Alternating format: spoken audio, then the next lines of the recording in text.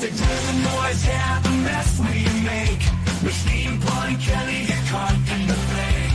Facts and logic with a twist of jest. Strip it down to truth, yeah, forget the rest. Humor pulls the lies right out of the park. Look beyond the shadows, protect the dark. Sparks of laughter fire up the night, bringing clarity when they blur the fight.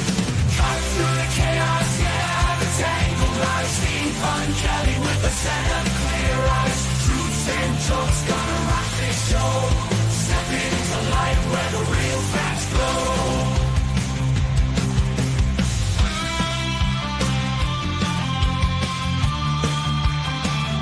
Step into light. Facts glow.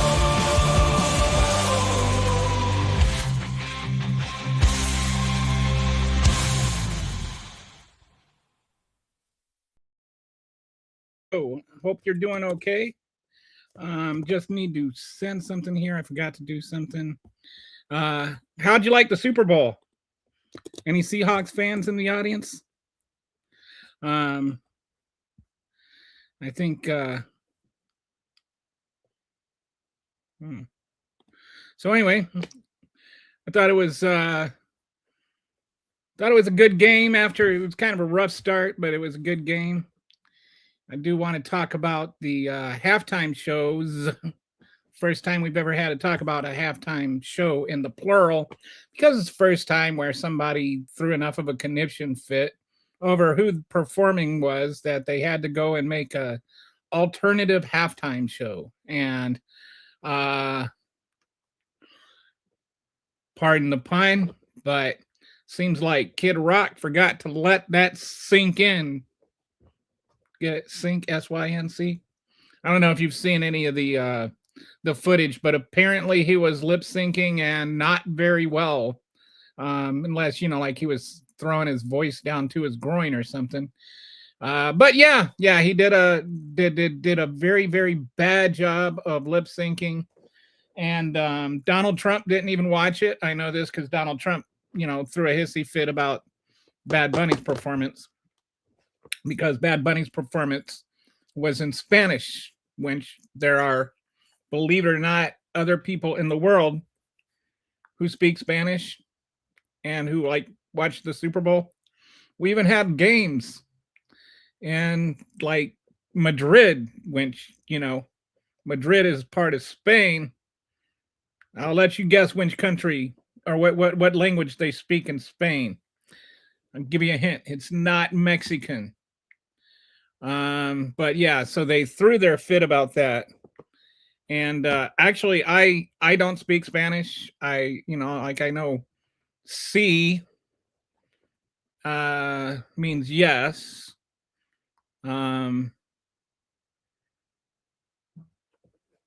That's about it. I've never taken a Spanish class.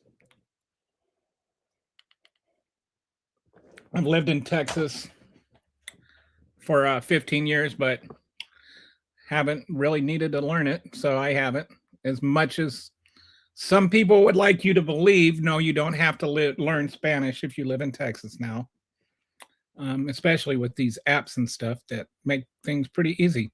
But anyway, I do not speak Spanish, but like as I tweeted yesterday, joy doesn't need translation. I thoroughly enjoyed the Bad Bunny halftime show. I just thought it was spectacular. I loved it. It was wonderful. It was just filled with joy. I was curious what it meant. So I went and I looked it up. There's a post I made a Twitter article about it that explains what the set list was and what the songs mean. But basically, it was a halftime show about love. And I think that message he had at the end of it really sums everything up, that the only thing more powerful than hate is love. And I thought that was quite a message. And I think it's quite telling. Oh, and one other thing about this, in case you hadn't heard, this was the coolest thing. So we were watching it. my wife and I. My wife doesn't watch the Super Bowl, but she does watch the halftime show. And so when the couple was getting married, the way they were looking at each other. They were looking like they were really in love. And so I was like, are they really getting married? And so I looked it up after the game, and they really got married. That was a real couple that actually got married. And what's cool is they kind of like on a lark invited Bad Bunny to their wedding. Bad Bunny's like, I got a better idea. How about you come to the Super Bowl and get married at the Super Bowl? So it's his idea. And so he like had them get married at the Super Bowl. It was a real legal wedding. And he was, on your wedding certificate, you have those two signatures. He was one of the witnesses that signed their wedding certificate. And then the part where Lady Gaga sang, that was their wedding reception. So imagine now telling your kids that, well, we got married in front of 110 million people. And Bad Bunny was one of the witnesses. Yeah, he was the most streamed artist in the world at the time. And Lady Gaga was, sang at our wedding reception. And they're like, Mom, you tell this story all the time. Stop embarrassing us. So anyway, I just think that is a cool story. That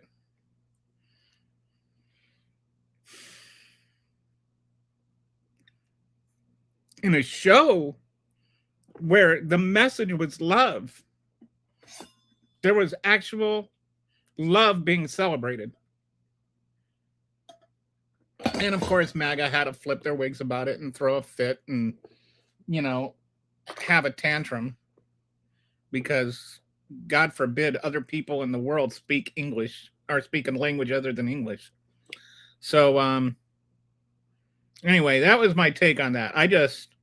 I even before I found out about the marriage thing, I just thought the scene, the celebration of Latin culture, and like I didn't understand all of it. I didn't understand everything that was going on, but it was a happy, joyful thing. And afterwards, my main reaction was, you don't need to speak Spanish because you don't need to translate joy. I've lived in other countries, and just seeing that culture joyfully displayed, the way that the set was done. Somebody asked, what was going on with the guys on the telephone poles? I don't know, but like all of that stuff, I think maybe the guys on the telephone poles might have had something to do with the power outage after the hurricane. But that's just a guess. Anyway, I just thought the whole thing was really a celebration. On the alternative thing, they had a protest against love, I guess. I mean, how are you gonna protest love unless, like, what is the other side of that? What is the only thing stronger than hate? What is contrasted with love here? I mean, they chose team hate. That's the only way I can look at it. So just going to look through here at some of the comments. Some of the Eris Globalista, I'm going to imagine that has something to do with global. I don't speak Spanish, so it was power polls showing how poor the grid is. Yeah, so was that, Susan, was that connected to what was the deal with the guys on the telephone poles? It was power polls showing how poor the grid is. So that wasn't a reaction to the Hurricane Helena or whichever one it was. God bless everyone reading this. Jesus is the only way to heaven. He loves you and wants to save you. Power poles and giant weeds. Now a wedding. Very weird halftime. I thought it was awesome. I really enjoyed it. It was a celebration of the culture. Like, in case you don't know this, Walter, that setting was actually his hometown where he grew up, and like They actually had a replica of his coffee shop and stuff like that. That's where he grew up. That's what he brought there. Weddings are always weird. You should have been to mine. The weed was sugar cane. I don't. Yeah, and and then there were the bananas and stuff. They were crops that are grown in Puerto Rico, and they say, oh, there wasn't any English, and there were 3 words of English he spoke. God bless America, right? And he named all the countries in North and South America, and I guess MAGA doesn't like that. When they say make America great again, they only mean, like the United States of America. El Presidente Trump, don't tell him that. He'll get offended.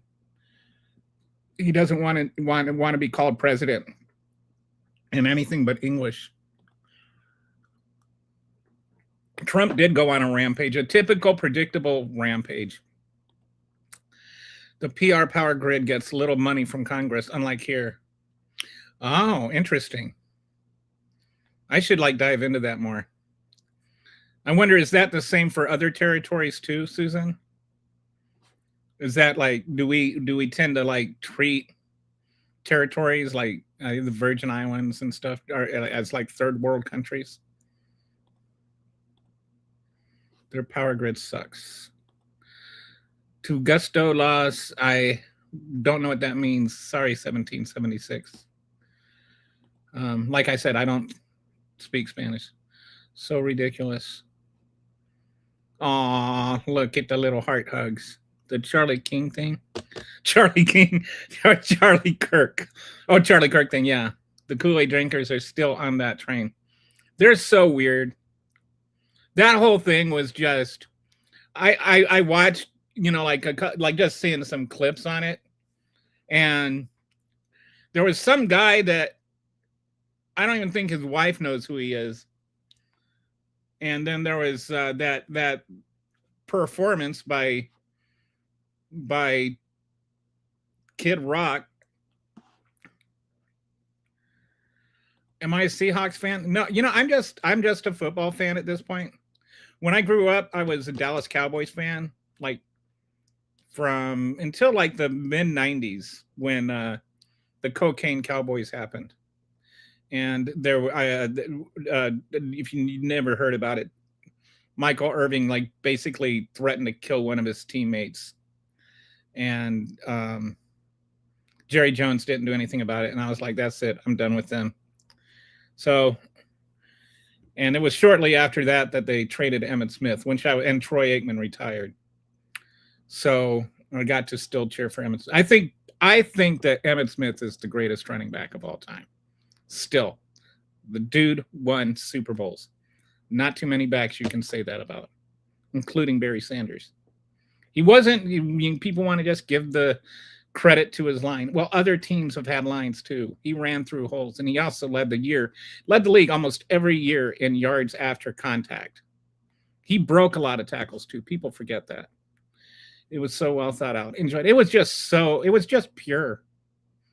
It wasn't a reaction to the criticism. If none of the criticism had happened, it would have been exactly the same. It was just a pure celebration of Puerto Rican culture. And it was beautiful. And it was fun. It made me happy to watch it. Yeah, whatever. Okay.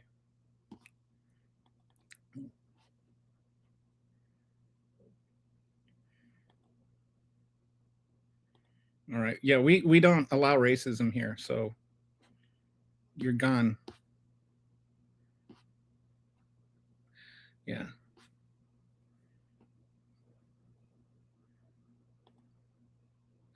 Apparently, the Department of War doesn't have enough countries to make war on, so now we're making war on Harvard. Oh, well, we're still trying. Don't give up so easily. We're gonna find more countries to start wars with. But so I'm not any football fan now. I just love great football. That's all. I like the thing I like about this one is I like the Sam Darnold story, when she's actually still pretty darn young. He's not darn old. He's darn young. But anyway, I'm not a fan of any team, but I'm kind of like, for some reason, I really dislike the Jets. Always have. It's the way that everybody acts like every year is going to be the Jets' year, and and they just always suck. So I think it's funny that they finally drafted a Super Bowl winning quarterback, and he didn't win it for them. It was so well thought out. Enjoyed it. Yeah. All right. So, see, it's funny. Everybody's okay with the guy singing in Spanish. Then when you put stuff in Spanish, you don't like it because you don't understand it. I didn't say I didn't like it. I just said I don't understand it. I didn't criticize it. I even said, I'm sorry, I don't speak Spanish. And in case you're not paying attention, I said I didn't understand Bad Bunny either. So I went and looked it up afterwards.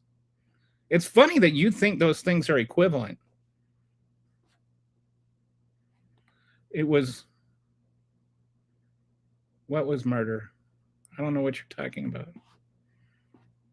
Who was murdered? Oh, Charlie Kirk? Yeah, Charlie Kirk was murdered.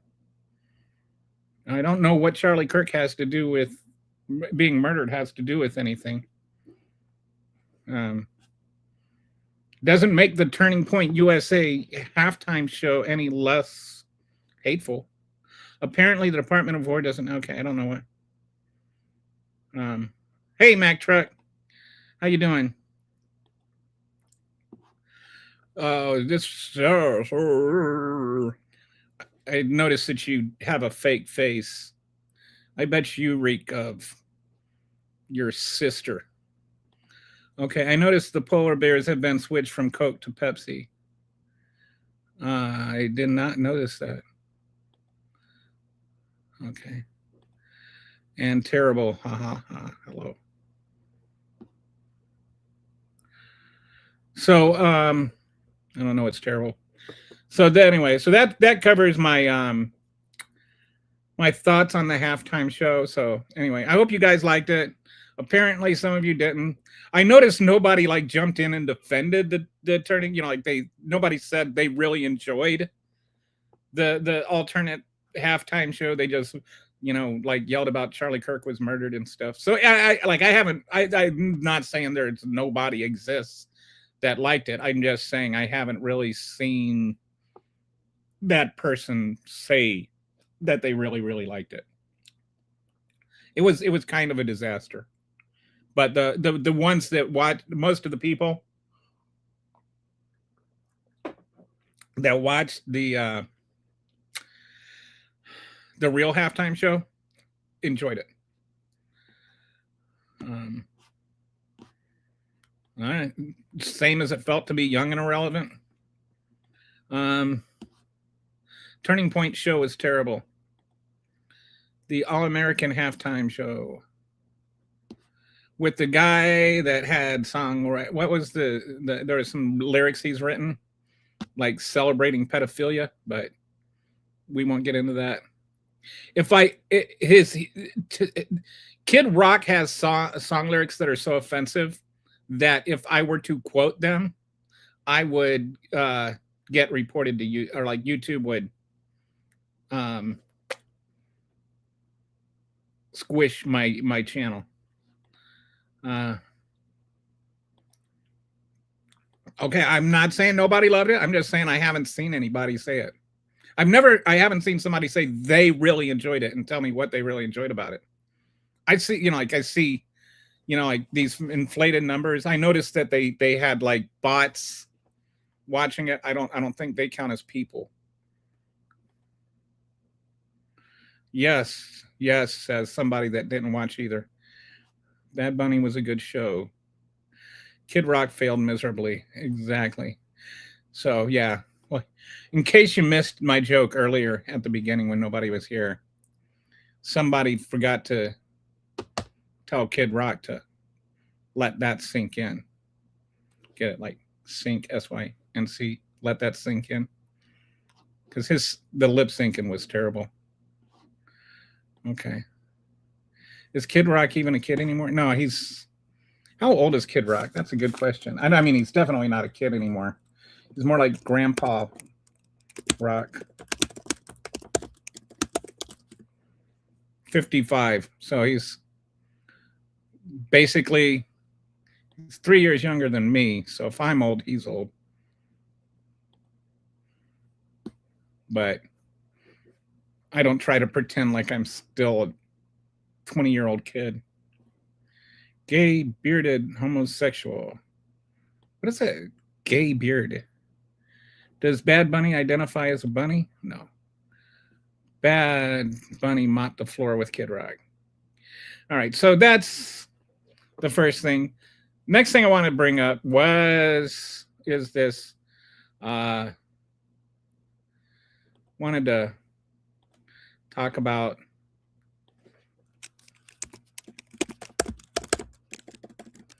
I wasn't here on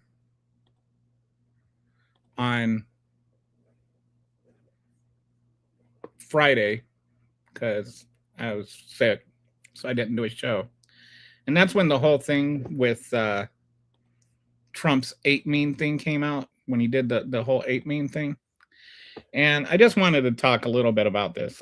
First of all, there was like the changing story that first it was from Lion King, when, you know, there aren't any apes in Lion King. The little thing was not a Lion King thing.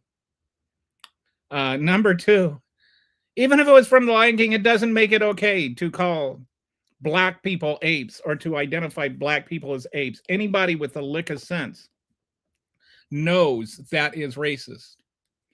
Then it was a staffer did it. And if you really believe a staffer did it, I think they revealed the name of the staffer is John Barron. Yeah, I think it was John Barron was the name of the staffer. If you believe a staffer did that, then you're an idiot. You're dumb enough to vote for Trump 3 times if you believe a staffer did that. Like some staffer is sitting around at midnight posting racist memes to Twitter, to Donald Trump's Truth Social account at the same time that Donald Trump is posting things to his Truth Social account. You know, and then it just happened to stay up there for 12 hours without Donald Trump noticing. It's just ridiculous if you think that's true. Donald Trump posted that. Let's not just, at least be honest. All right? Like, just be honest. You know it. Everybody knows it was not a staffer. It was Donald Trump. But if it's nothing harmless, if it's just faux outrage, like KKK Kaylee wants you to believe, then why blame it on a staffer? Was the staffer fired? No. If you were working for any company in the entire United States that tweeted out a meme with black people as apes, you would be gone within 5 minutes.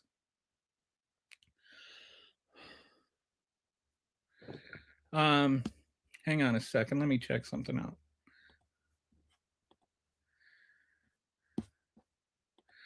Hey, Kitty, I sent you a link if you didn't get it. So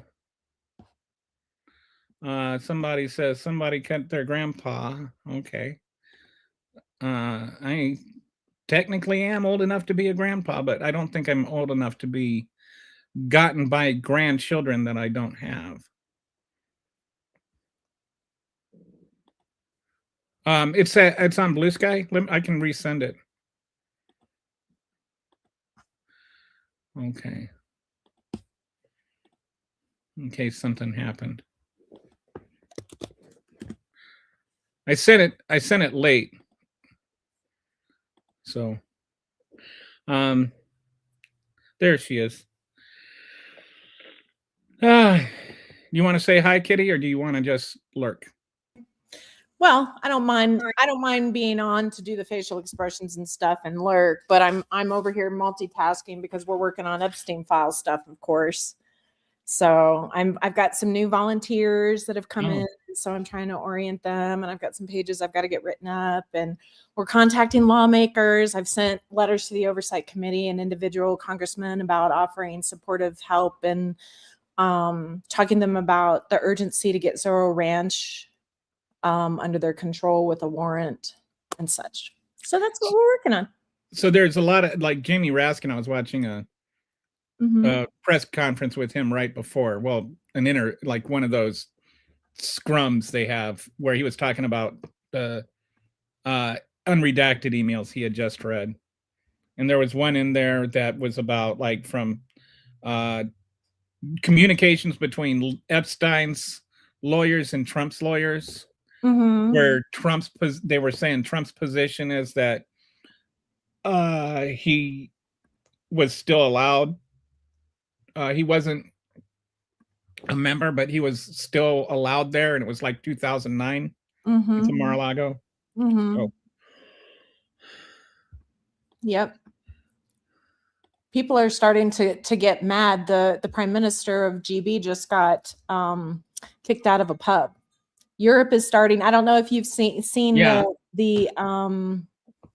the tweets I've been sending you. I have been. I've been real. Actually, that was one of the reasons I was hoping you'd pop on, because I keep thinking back to where when you were on the show last week, were suggesting we don't have to rely on the DOJ.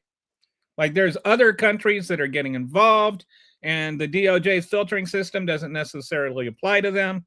So the real breaks in the dam, the real cracks in the dam could be coming from other countries, right? Exactly. And that is really where we're going to start to see justice happening.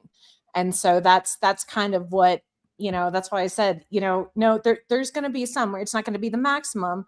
But I do believe that as of today, with what I'm not unsure if you talked to your audience about it yet, but Ghislaine Maxwell pleaded the fifth and says she's not going to answer any questions unless she gets clemency. Yeah, she'll say that Trump didn't do anything in exchange for clemency. Right, exactly. And which totally makes her testimony 100% credible, right? Right, exactly. And so one of the things, so that's occurred today. They've started looking at some of the unredacted files today. And so now what I'm doing is I'm organizing some of my teams, and we're putting up new pages, and we have a new newsletter now that goes out every day of the updates of the updates. And it isn't just the Wikipedia updates. I go through and scan all of the media, actually not just in this country. I'm actually looking at the German media and the French. Are you like secretly two people or something? How do you find time to do all this stuff? This is all I'm doing this full time now. This is what I do full time. This is my full-time job. But you still see clients? About 6 or 7 a week. Oh, okay. So you cut down on that a little bit. Yeah, I've taken a sabbatical in order to just focus on this full time. So yeah, that's what's happening. You're doing amazing work, my friend. Just keep being amazing. I really appreciate what you do. Right. Well, I appreciate you too. So I've already had to go in and some of these racist in the chat. So just so you know, I'm on it today. Awesome. Yeah. People missed you on Thursday.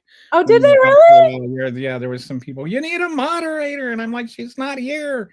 So well, I banned somebody today. So all right. They have to be bad for me to notice it. But anyway, all right. I'm going to put you on like that. Oh, whoops. Okay, wait. Where'd you go? Oh, did you? Where are you? I just turned my mic. No, I'm wondering. Oh, there you are. Okay. Sorry, I was talking to the little window you, not actual you.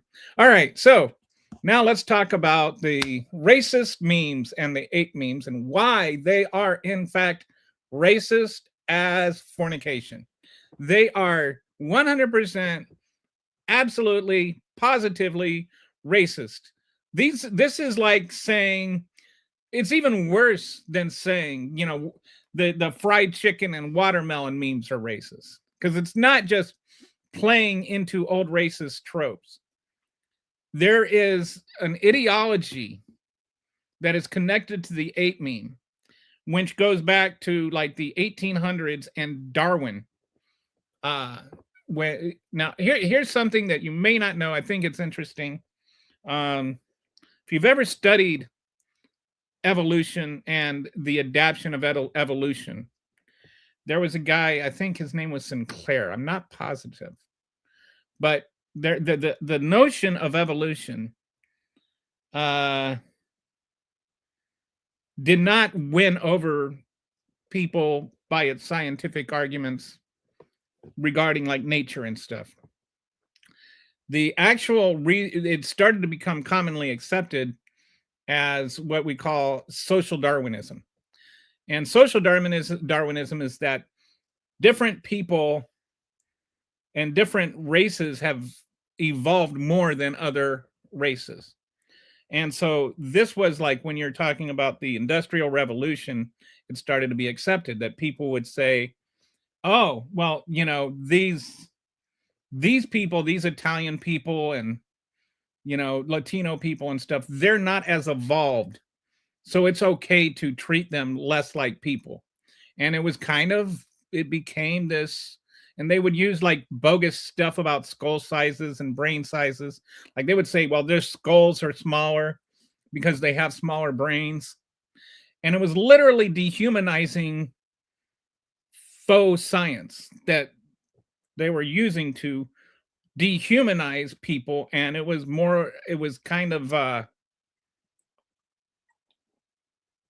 the more pigment you have, the closer to the ape you were and the less evolved you were, was what they did. And so the whole notion of black people as apes was like they're barely human. They're barely even evolved into human status. They are not as evolved as white people are, like literally evolved as white people. They are less human than white people. And so this, you know, this is what the racist memes are. This is why they're racist. So when Donald Trump, the president of the United States, shares this meme against the backdrop of having Nick Fuentes over to the White House or to Mar-a-Lago for drinks and all the other racist stuff he's done, at some point you have to just admit he's racist, right? So in a lot of ways, I wasn't all that shocked by it. I wasn't even all that angered by it. But I was disappointed by the reaction of so many MAGAs.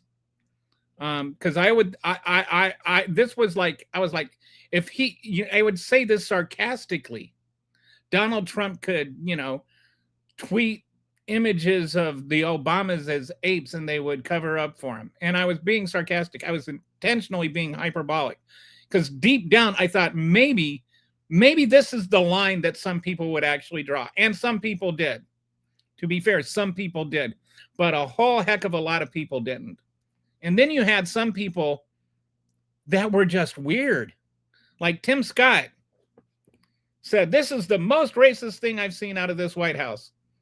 And, you know, and I'm like, wait a second. So you're admitting that you've seen other white racist things out of this White House, and you've still been like going along with everything? What's wrong with you?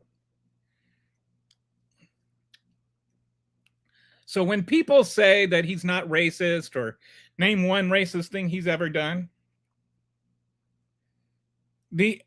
honestly, Obama as the apes might not even be the worst thing, but it's the most easily provable.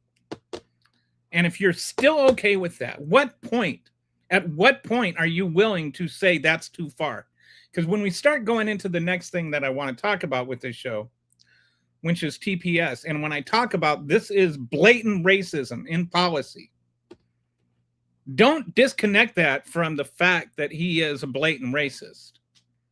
Don't think that his tweeting Obamas as apes has something different than sending Haitians back to Haiti to die. So I'm going to go through here. I'm going to look through the comments, and then I'm going to share today's slideshow, and we'll start talking about TPS. Which doesn't have anything to do with Turning Point. Trump fart a lot. Today I called Trump an asshole, and my asshole farted in protest. Maxwell, 100% involved in. Yeah, she's involved in child sex trafficking. On that note, on with the child sex trafficking thing, and I saw an interesting interview on this morning with one of the victims, and they were asking her, why don't the victims just name names? And she brought up that they're scared. The victims are scared. They've already been shown that they're not being protected by having their names not be redacted. If they mention a name, then they can get sued by the name that they mention. And they don't necessarily have the means to prove it beyond their word. And they don't have billions of dollars. What's his name? The Ossoff?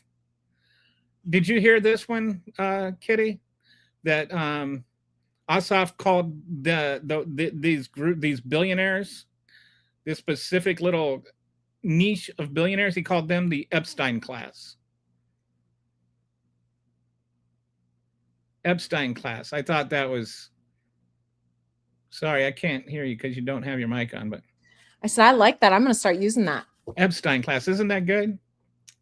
We are all just sitting around and hoping that somebody can do something about the baby eaters. They couldn't have, and that's not really here nor there. Someone runs for president of the United States, wins the election. Your question is, have they ever taken on? No, that is not the question.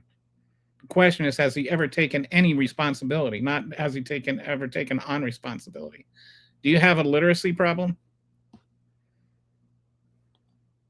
You can take on responsibility and then fail and then not take responsibility for your failure.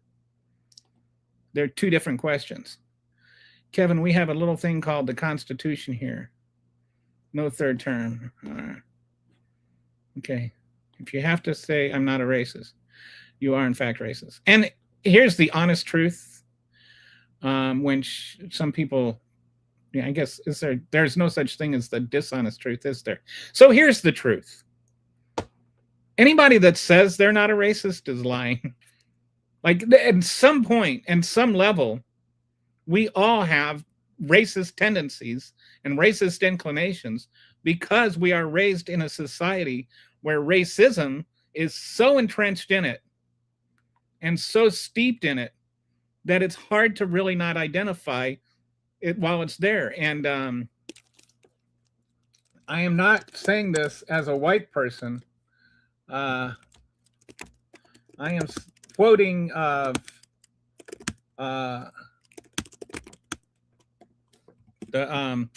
quoting Ibram Kendi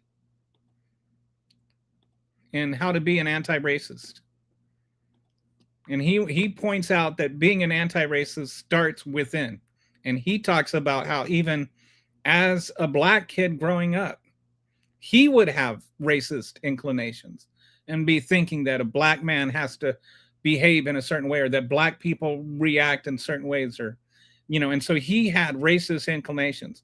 And so the first part of being an anti-racist, for people that have never read the book, is to reject those thoughts, to say, no, I do not accept this thought.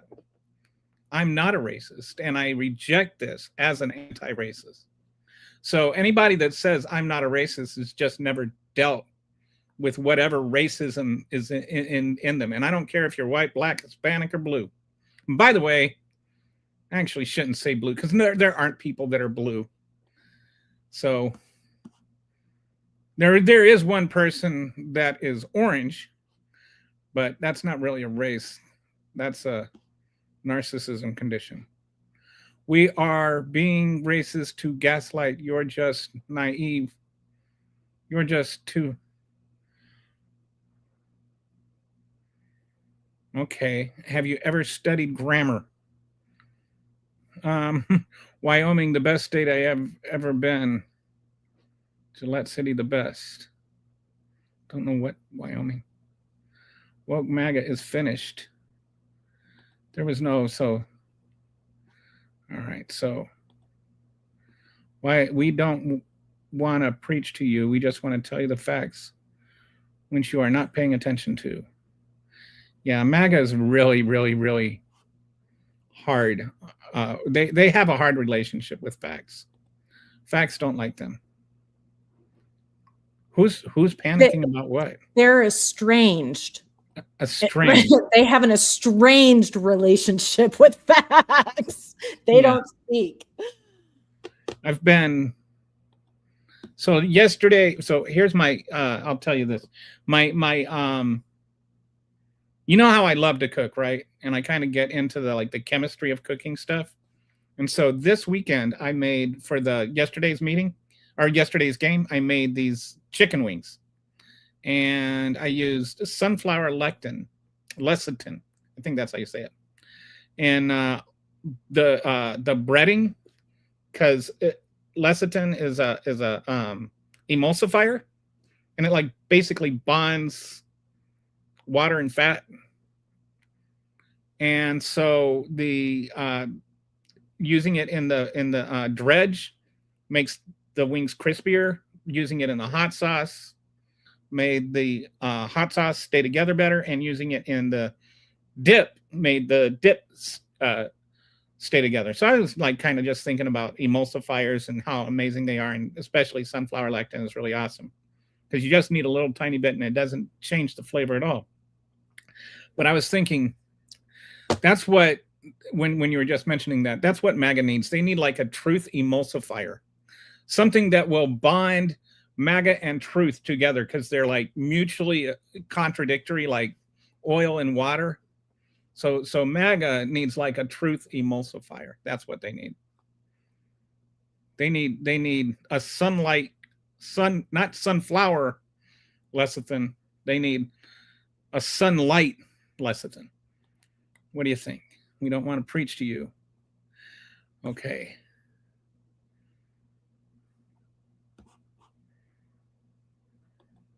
The skull-shaped pseudoscience is still used today in cell. Yeah, it's just, I mean, at a certain point, you just.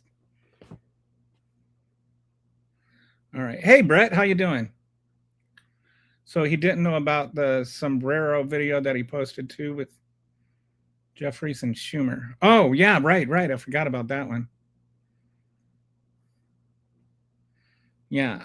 Or the taco salad he ate when he said Happy Cinco de Mayo or whatever that one was. The facts are English is not the primary language in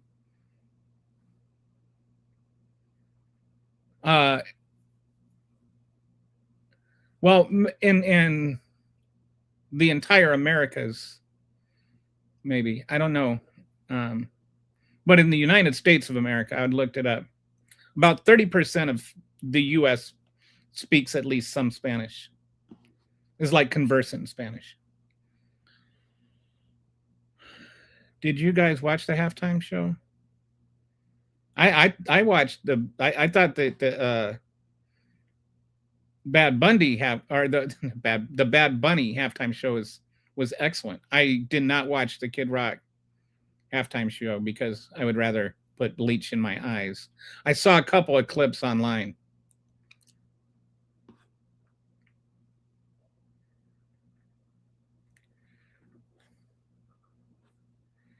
Okay, now MAGA crying about Bad Bunny so much they needed their own Kid Rock rap and all.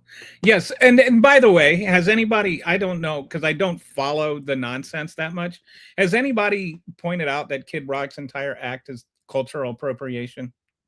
Is that not a thing? His entire act is just cultural appropriation. You have a house guest, Kitty? Oh, you're still on vacation. I'm here visiting my mother. Oh, that's what's going on. My adopted mom. Okay, that's I just saw somebody walk behind you. Is that your mom? Yeah, that's my adopted mom, my spiritual mom. So yeah. Well, good for you. Yeah. I had a really shitty one that I had. Oh, excuse me. I had a really poopy, terrible mom.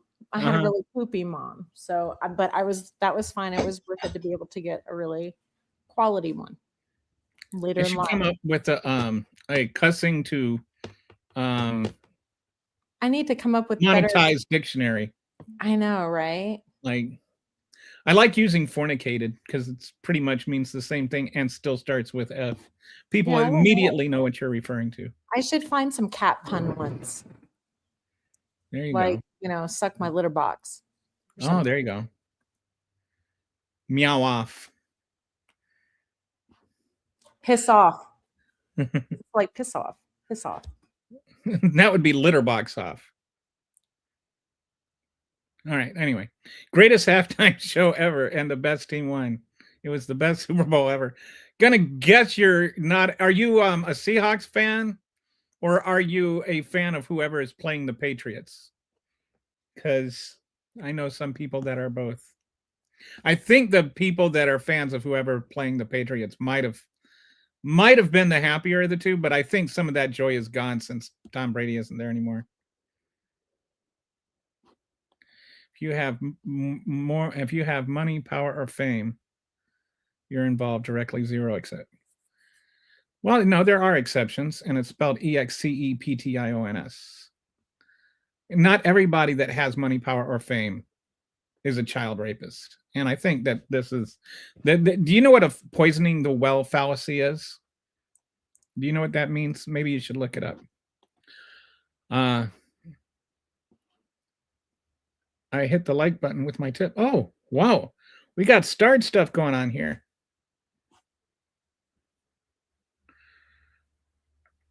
Thank you for the tip. I appreciate that. Don't see where that is. Anyway, I do appreciate that. Man, we got all kinds of. Didn't realize you were going through and marking out the chats. Man, I got. Huh? I thought it might help, so you can. Yeah, no, I love it when you do that. It definitely saves me time. I just wasn't. I was too busy going through the. Okay. That is sort of true. Racism does insist upon itself. It usually does so by creating an adversarial scenario. They're coming to get you. It's always the underlying message. And it's like, I noticed this with racism. I also kind of noticed it with misogyny. And here's like an example of how just dormant misogyny can take over your thinking. My wife was talking to me about ChatGPT and how she had this whole thing happen with her mother, that without going into a whole bunch of things, that basically her mother had Parkinson's, went into the ER with a UTI, and they basically convinced her brothers that she was on her deathbed and she was dead like a week later because they, didn't give her medical care. And she basically just starved to death. And my wife was bothered with a lot of things, including the way that the whole situation was handled.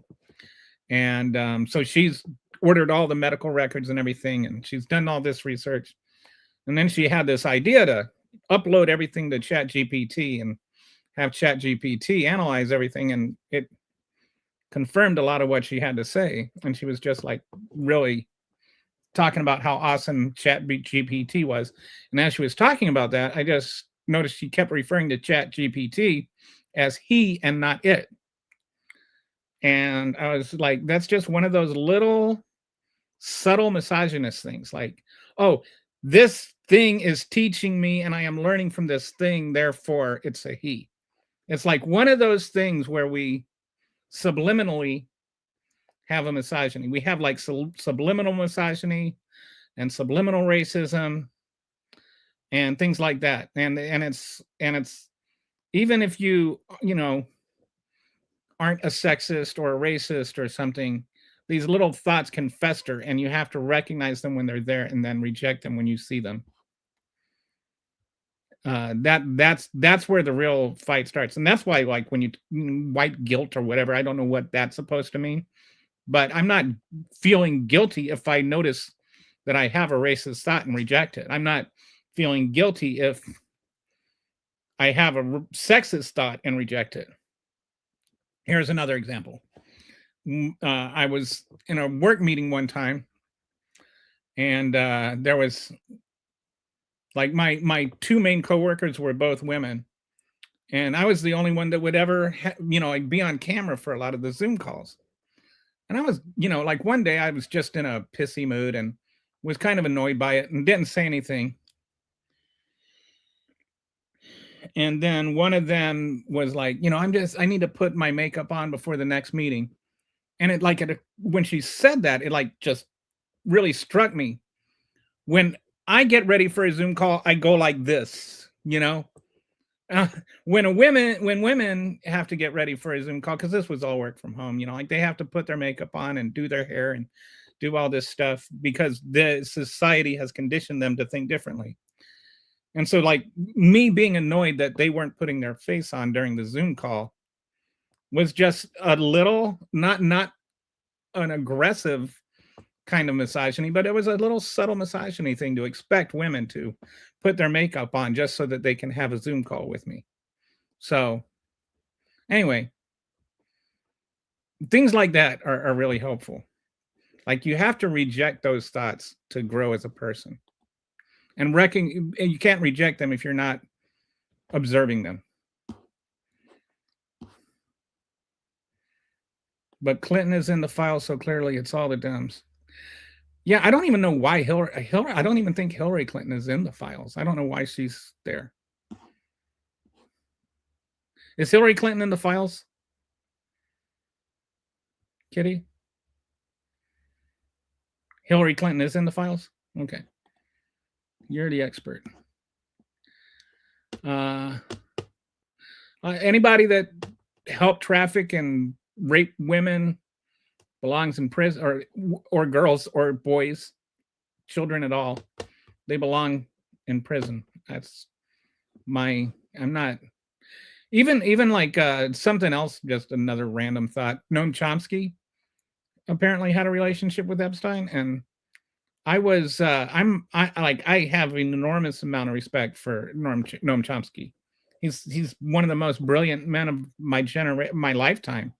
And I see that and I'm just like, that really bothers me that Chomsky had that. Like, I'm not going to defend even people that I, had a lot of respect for. Sorry, Kitty.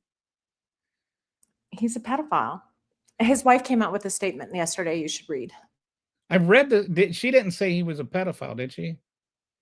No, they're doing their best to spin it, but yeah, it was, what I saw was a lot of spin, and it was, and he's basically trying to tell Epstein how to polish his image up, right? And it's like, dude. So, and I noticed that in terms of like, he is a hero to a lot of people on the left, and the people he's a hero to on the left, I don't see them rushing to defend him. I see them saying, this is really, this gets me. Unlike Trump, where they want to defend him and race. I don't see anybody defending Clinton. I don't see anybody defending Chomsky.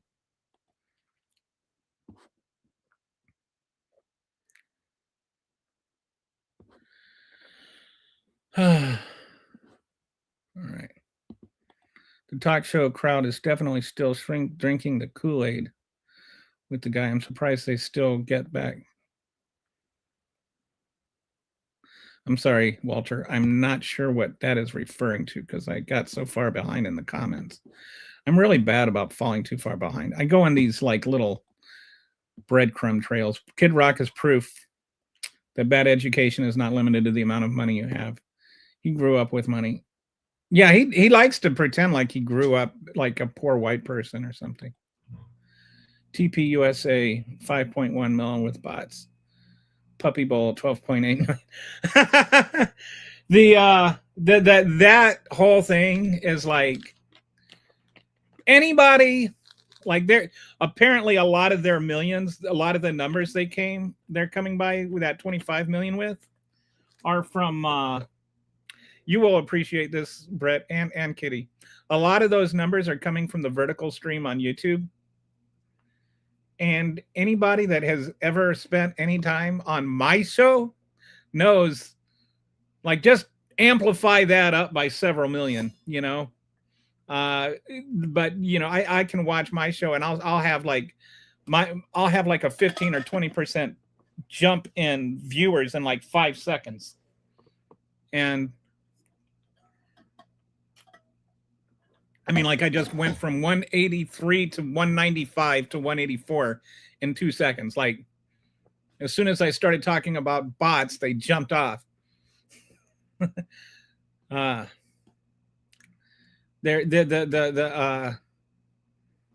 bots are real.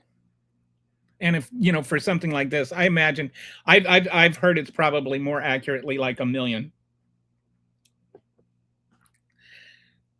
I wonder, who do you think, what do you think happened? Do you think more people actually saw the Melania movie or watched the TPUSA show live? Or is it a trick question? No people watched it. It was all bots. 135 million Bad Bunny versus 5 million Kid Rock at best. And that's just live. No, Teddy, sir, you, sir, for some reason, are completely wrong about every single comment you have made this. I don't know who's Teddy. Did Teddy get banned? What Teddy is he talking about? I don't know. Oh, there's a Teddy. TPUSA. Am I the only one that can't help but like every time I see TPUSA? I mean, Toilet Junior paper. High Kelly. Toilet paper. One of my Yes. favorite art protesters here in Tampa, who's amazing. He runs like a group that's the I Scream group. He and his bride made the most beautiful when we crashed it was Charlie Kirk's last event, as a matter of fact. And they made this giant toilet paper roll with all of the things about them that we used as a protest art piece. It was great. I mean, I go so junior high on that. So junior high.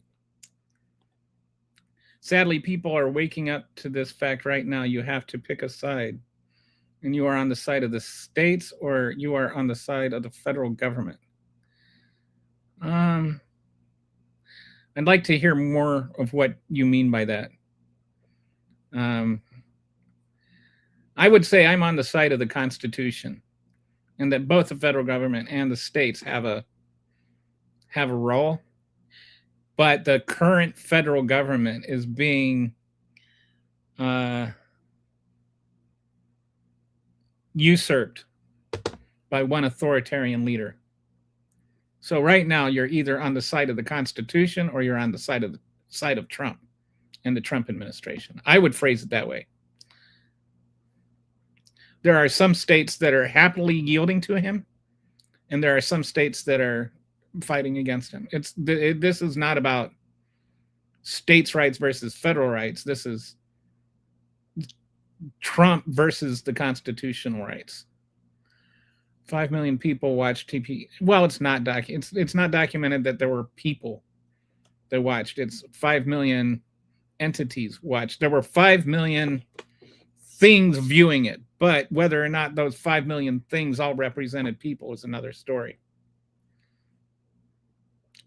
Turning Point USA's All-American halftime show drew approximately 5 to 6.1 million. Speaking of moms, how does someone even know? Oh, yeah, I've been more or less like, I mean, I hope they find her. I feel bad for her and feel compassion for her and stuff. But I have not invested a lot of time in it. That one sheriff annoys the hell out of me. It's like he goes to press conferences and then gets all pissy if somebody asks him questions. It's like, take a chill pill, dude. That one, I don't know if you know who I'm talking about, but the sheriff over there. 3 months ago, Paul Market odds had Democrats at a 63% chance to win the House in the 2026 midterm. Since then, it has gone all the way up to 83%. I think that's still too low. You just put your money on it. They're going to win.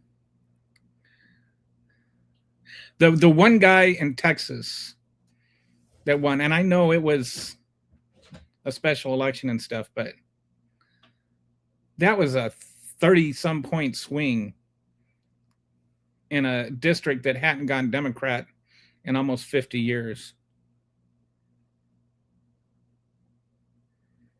That the fact that they emailed these things to each other as well, I think it's just they genuinely didn't believe anybody would ever find out or care or be able to do anything about it. The only derangement is among Trump supporters who think Trump is doing a good job. This is true. Anyone in the files guilty of crimes needs to be held accountable. Party affiliation does not matter. And I mean, I don't know how, for the most part, I find it ironic that the only ones that actually point this out are Democrats. Like, I do not, like, I would love to hear Trump supporters say, I don't care if Trump is, if Trump is guilty, Trump should go to prison. Like, you do not hear them say that. They just, well, they would, they just defend him. They don't say, they don't even consider the possibility that the man mentioned in the Epstein files more than anybody else. Here's a fun fact for you, a Super Bowl related fact that I looked up yesterday.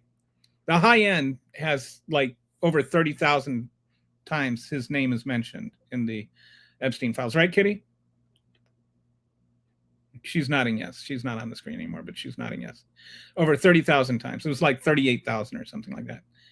Both starting quarterbacks in yesterday's Super Bowl, if you total all of their passing yards in their entire careers in the regular season and the playoffs and combine them, they have fewer passing yards combined in their careers than Donald Trump's name is mentioned in the Epstein files. So that's a fun fact for you. That means his name is in the Epstein files a lot.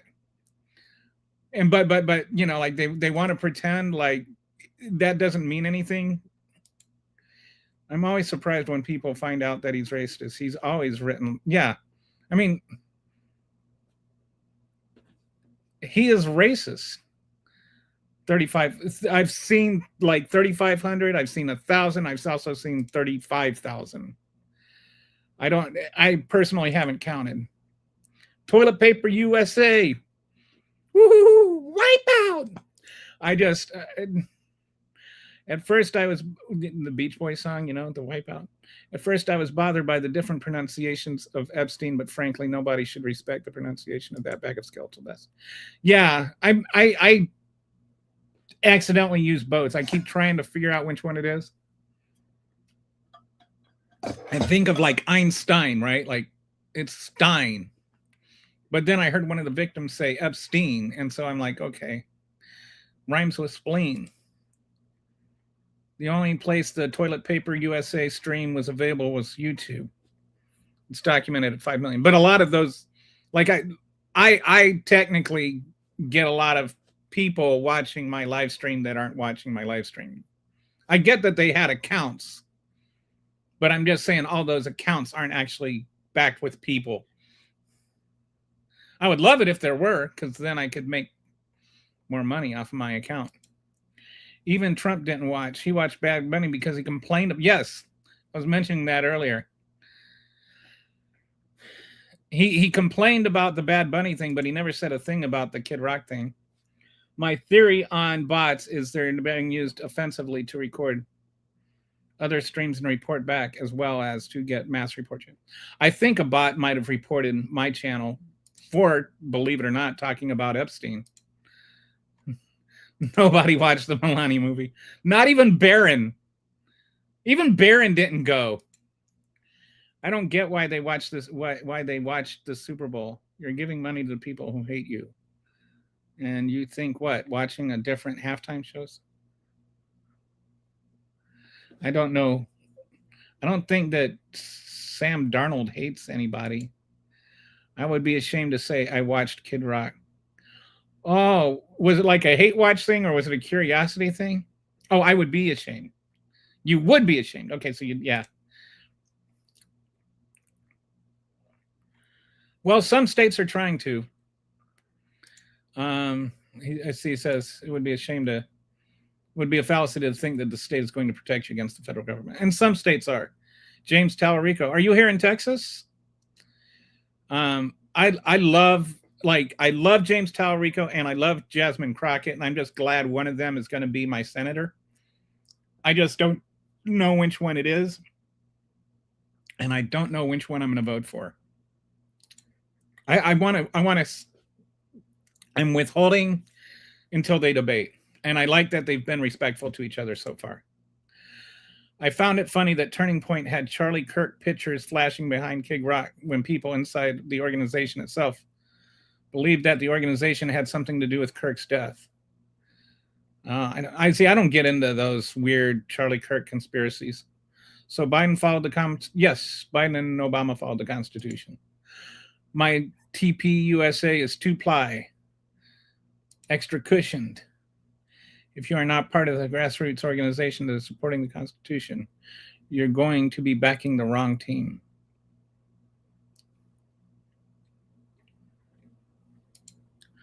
James Tallarico is too good, honest, polite, and sincere.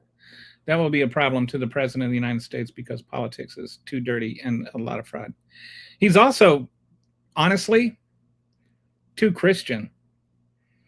I think that they're going to really have trouble with the. He is a sincere, Christ worshiping Christian. He's not perfect, but he sincerely practices the Christian faith. He doesn't weaponize it. One of my favorite quotes, because I spent 15 years as a Christian minister. I still consider myself a Christian, but one of my favorite quotes was St. Francis of Assisi, who said, "Preach the gospel always, and when necessary, use words." Like your life should be your testimony of your Christian faith, not going around and attacking people. And you don't see the only people in the entire Bible. If you ever read the Bible, if you ever read the New Testament, even if you just read the Gospels, where Jesus is, can do that in like one day. But the only people Jesus ever criticized were the people that spent most of their time criticizing other people. The hypocrites.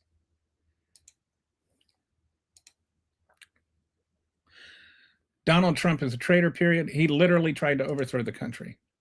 Bad Bunny is an American. That's right. I was joking yesterday that, he was some foreign Puerto Rican dude. And some people missed the joke. Because it's hard to do parody in the age of MAGA, because they literally think that, which is what makes it funny, but it also makes it a little too close to the line.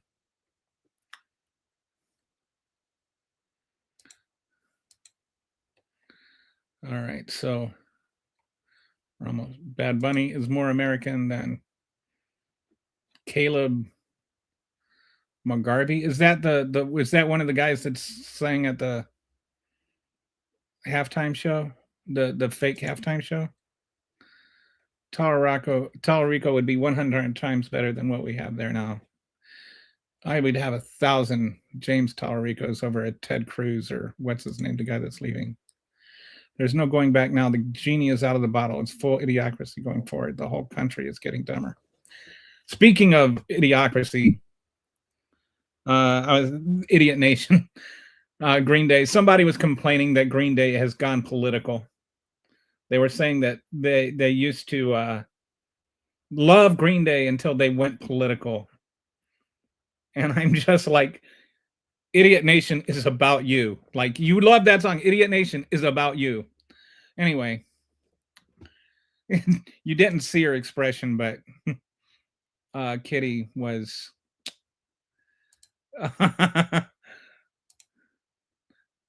reacting to that. All right. Let me go on to, I do have a correction to make. I like to correct myself if I am wrong about something. And I said something about TPS status last week that I was wrong about. TPS status is you don't come over here on TPS status. If you're over here and then TPS is granted, then you have TPS status, but you have to be over here at the time it's granted. Hang on,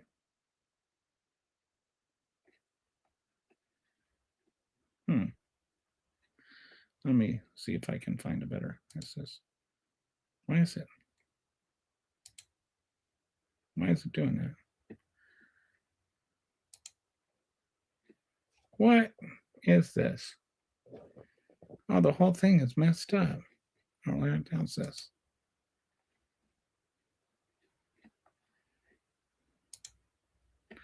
Well, that's a bummer. It's formatted badly. Oh, wait, does this work?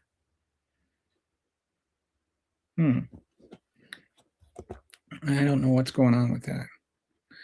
Yeah, we'll just have to get through as best we can. I'm sorry. All right. So this, for some reason, did not format well. It's too wide for the screen. But I can share it with you here. Once again, in the comments. And it's in the description. So if you want to look at it, you can. This is the slide deck for today. Oh, by the way, I've got some news. Before we go into that, I am launching a website, hopefully later this week, machinepunkelly.com. And on machinepunkelly.com, I will have all the slide decks that I make. And there will be a link to all the slide decks so that if you watch a show later and want to get back to it or whatever, you'll be able to go in and see everything.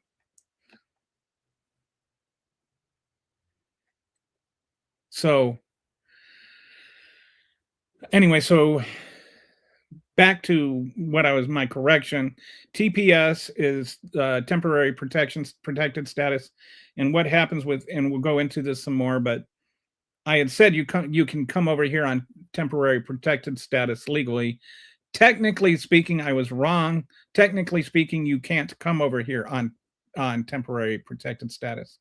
Temporary protected status is granted, and if you are already over here when it is granted, then you automatically receive it. However, you can be over here legally or illegally when that happens, and you still get protection status. Seems like probably the majority of people that are here that get it did enter legally because of issues we'll get into later. So what I said was not entirely wrong, but it was inaccurate. And so just in the spirit of learning and trying to be accurate and not trying to spill disinformation, I'm just correcting myself on the record. I did some more studying and I was wrong about that. So just want to fix what I was saying. Bad Bunny does not hate our country. I wanted to mention about the Olympians. You're seeing some of the same kind of stuff. Donald Trump is not America and MAGA is not America. Criticizing Donald Trump or America is not criticizing the country. Just want to clarify that. You can love our country and criticize Donald Trump. Corporate accounts, hold please. All right, so I'm going to try to read through this as best I can. I apologize for the, don't know why it ended up being weird. I'll have to figure that out and see if I can fix it. But going back to the demo, so temporary protected status, what is it and why courts keep blocking terminations? Wonder if, well, hang on, maybe I can try this. Let me try this.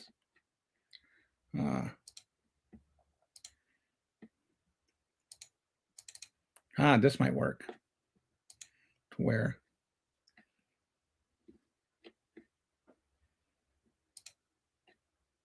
No, still not working that way, but will work this way. All right, so we're just going to do it this way. I think this is about the best we're going to do. Apologies for the weirdness, but at least you'll be able to see the whole thing. I don't know what happened. This is new. All right, so, whoops. All right. So, hide comments. All right, so, temporary protected status. What is it and why courts keep blocking it? We can close this out. What is TPS? It's a humanitarian protection for foreign nationals already in the United States.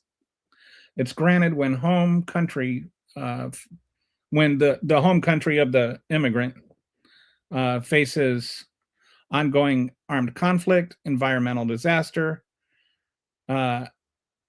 epidemic, or other extraordinary temporary conditions.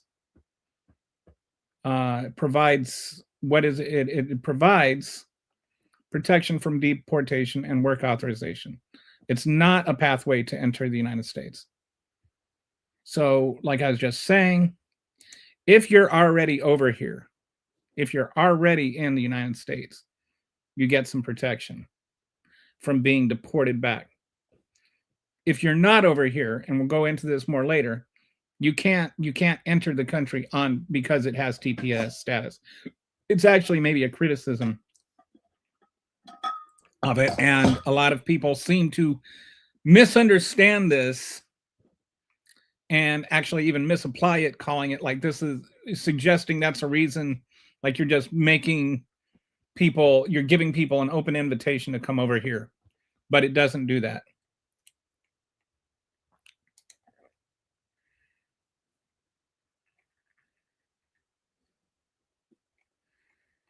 Okay.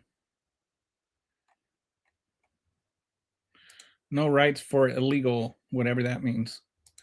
You are not getting, no one is illegal until adjudicated as such. All right, so we're just talking about temporary protected status right now, not weirdoisms. Okay, so if you are here and TPS is granted to your, so like if you're a Haitian and then they say Haitian has TPS and you're already over here, regardless of what your legal status was when you came over here, whether you're over here on a visa, whether you were over here legally, as long as you can prove you were here on the effective date, you get you can be here on TPS. Okay, the statutory language. Let's look at what the law actually says. I'm gonna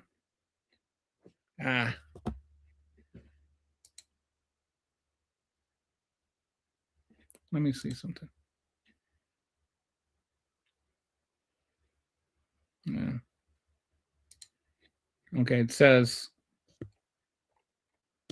the Attorney General, the statute says the Attorney General, but this has been modified to now the Secretary of Homeland Security, may designate a foreign state if the Attorney General finds that there is an ongoing armed conflict within the state or an environmental disaster resulting in a substantial but temporary disruption of living conditions. You can get TPS. The key requirement is the Secretary must review country conditions and determine whether conditions for designation continue to exist. So every 6 months, the Secretary of State or the Department of Secretary of Homeland Security now, Christine O.M. has to actually review what's going on in that country and determine whether or not it is safe to go back. And this is a statutory review that has to meet statutory requirements. This is not a just make it up thing as you go along, or just because the Secretary of Homeland Security said so. There actually has to be conditions met in order for TPS status to be lifted. And this gets really important. We'll go into all of this more in more detail, but this is what the statute says. This is the actual law, and I think that you have to understand, if you're going to say that laws matter, then laws have to matter. If you're going to talk about being illegal or illegals or whatever, then you have to like consider the possibility that laws matter. You have to consider what the law actually says and not just parrot stupid things. Okay?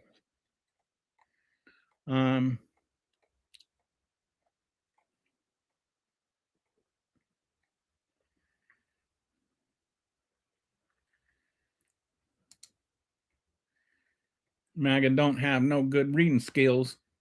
MAGA thinks that the 3 R's all start with R. When it turns into half the country, it might be something different.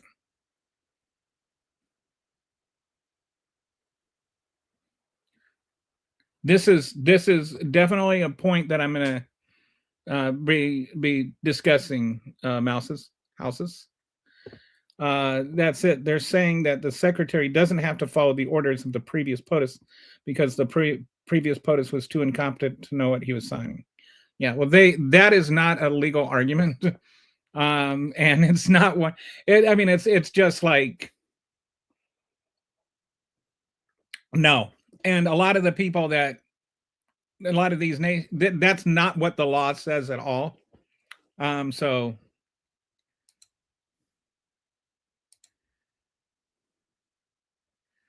What a weird thing to say. This has nothing to do with TPS.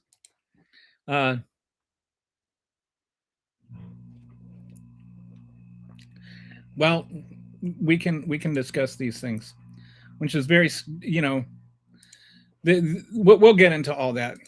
I'm just trying to keep this in the order that the slideshow is presenting it in. So even though I don't know, I'm kind of annoyed with the way that the slideshow got all messed up somehow. I don't know how that happened. Okay. So who is eligible for TPS? One, you have to be physically present in the U.S. before the designation date. So if the designation date was March 9th, you have to be physically in the country March 8th. And that's like have your paper stamped. So if you got here at 11:59 p.m. and your paper didn't get stamped until 12:01 a.m. the next day, then you do not qualify for TPS, even though it's like 2 minutes. You could have a father and son, technically, one qualifying, one not. You have to be a national of the designated country. So you can't just come over here from Haiti. You actually have to be a Haitian national. You must have continuously resided in the U.S. since the specified day. So like if you came over here a year ago from Haiti, and then you went back to Haiti for 3 weeks, and then you came back here, then in going back to Haiti for those 3 weeks, then you're kind of saying that it was safe then to go back to Haiti, but not now. So like you can't leave after you've arrived. And you cannot have certain disqualifying criminal convictions, which even under Biden, there were people that they found out there were criminal convictions and they were returned. And I used Haiti as an example. There are actually a lot of countries with a lot of presidents that have had TPS, which is why the whole thing with the Biden thing, one of the big issues with, Biden was, I mean, the whole premise that Biden was incompetent is immaterial and just a Fox News thing. It's not, there's no valid reason to say that. There's no medical evidence that he was demented or anything. That's just stupid. That's all that is. It's just stupid. I feel like sometimes we spend too much time discussing stupid. Okay. So what TPS provides and doesn't provide, what you get protection from deportation. You get employment authorization. Like you're allowed to work if you're here on TPS status, which is what happened with those Haitians in the dog and cat eaters in Ohio. They were actually just employees of a factory that actually they saved the town with their employment, something that J.D. Vance seemed to forget about. Ability to apply for travel authorization. So you can travel to, like once you get TPS, you can travel to other countries and come back. What you don't get, there's no pathway to green card or citizenship. No ability to bring family members. You must renew every 6 to 18 months. Well, you don't need to renew, but the TPS has to be renewed, which is what the DHS does. Can be terminated when conditions improve. And that's a big thing, when conditions improve. So just saying that they're better doesn't mean that they're improved. And that's one of the big things that's going on in the courts right now, is that we've got like travel advisories to Haiti saying it's not safe to travel there, but we're also saying that it's safe to return there. So it's like, why are you saying this place is so dangerous, but you're also saying it's not dangerous? It actually has to be safe. The whole point of temporary protected status is not to have more people so that Democrats can get more state legislatures. It's so that people don't get murdered. It's like literally protecting them. People die in these countries and they're trying to evade death. Like sometimes I wish we could just like talk about things as human beings and not Democrats or Republicans or MAGAs or wokes or whatever they want to say.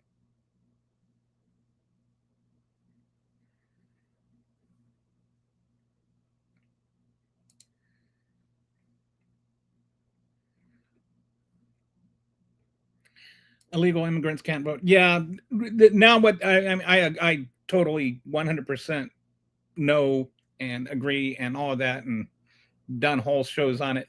I'm just saying that one of the things that they like to say is that the populate the state, the allocation of representatives in the House of Representatives is based on population. And that population, whether they're citizens or not, or even legally residents or not, is not, it doesn't matter. All of that is just people live there. And that's why you have Donald Trump trying to rig the census and whatnot. And so one thing that like Elon Musk wants to do is pretend that Democrats are importing illegals so that we can win the House back or some weird nonsense.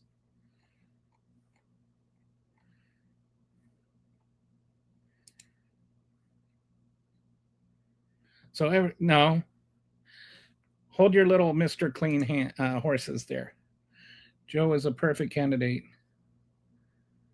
And his underlying had full control. Blah, blah, blah, blah, blah.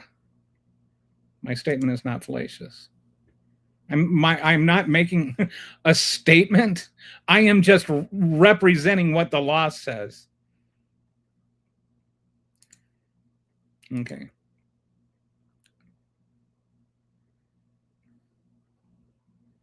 A big problem is the actual leader of these countries.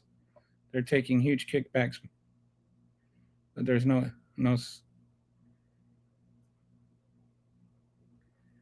I don't know what you're talking about. Like, I don't know which country you're talking about or what. Like, this is just too vague. There's every single country is different. TPS is different in every single, like the reasons for TPS are different. And it's like people don't understand that Afghanistan and Haiti are very, very different situations. I'm just checking what year it is. In 2026. Oh, yeah. Okay. Trump is in the White House. Okay. Just checking. So many people talking about Biden. Do you support Israel? And I'm not trying to get anything started. got a whole bunch of stuff on the whole Israel Gaza thing. This is just not the place to discuss this. Israel is not a country where TPS is recognized. We're talking about DPS today. Demographics or density. Yeah, well, but TPS has nothing to do with any of that. And by the way, there's no reason that Republicans can't have people with TPS living in their districts. He's talking about the trope about Puerto Rico. Oh. That's a dumb thing to say. The federal government can't be. Where do you think money comes from? The money fairy? The same garbage is said to be some degree about Haiti, but the main difference about Puerto Rico is that they're all pocketing. What a weird thing to say. Okay, first of all, Haiti is a different country and Puerto Rico is an American territory.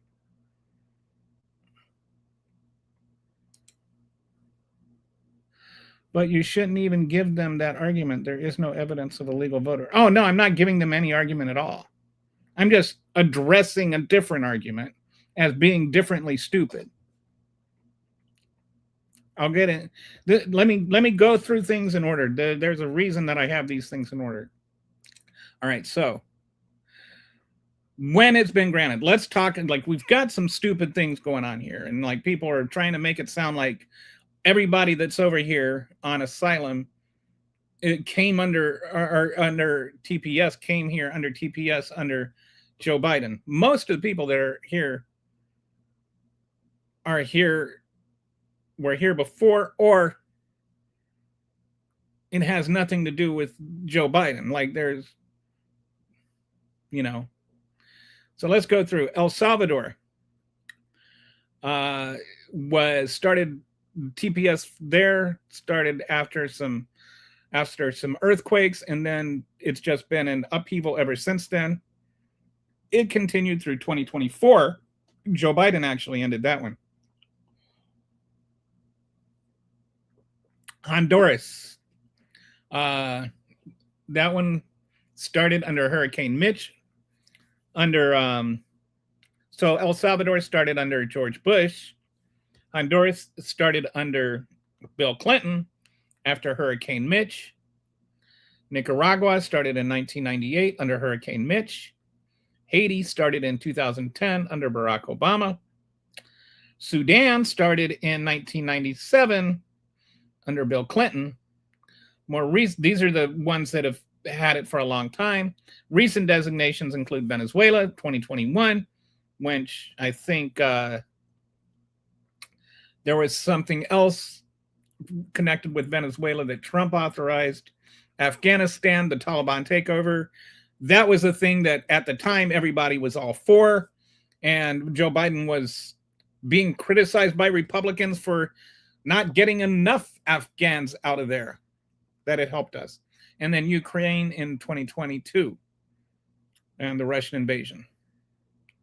So all these, in every single one of these cases, these are people that were here before TPS was granted. Yeah, in every one of these cases, you had to already be here when TPS was granted. So if you're from El Salvador and you got here in 2002, you don't qualify for TPS.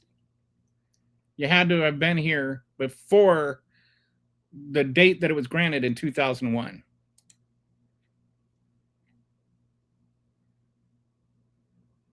So here's some examples where TPS was ended. The Bosnia-Herzegovina, post-war recovery, like once the war settled down and things were recovered, people went back. Kosovo, post-conflict stabilization. Kuwait, after the Gulf War, people were sent back.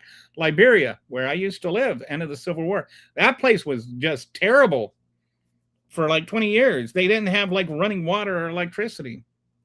Sierra Leone peace agreement. So what happens is there's a process. There's security reviews, and there's like a checklist of conditions. Are they being met? Then once it's determined safe return is possible, they're given a transition period. Typically, that transition period is supposed to be at least 60 days. Like you have 60 days at a minimum to leave. But typically, the transition period there's been a grace period, usually around 18 to 24 months, even under Trump 1, and then it's terminated. So that's the way TPS has worked historically. That's the way it's meant to work. TPS is not an alternate route to gain permanent status or citizenship. It is for countries that become so destabilized that it's just not safe to live there.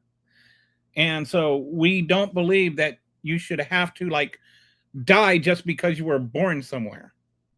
So we accept people from other countries and we allow them to live here legally with employment status and stuff like that until things are safe to go back. And then we expect them to go back. And traditionally, that's what has happened. That's what we've done.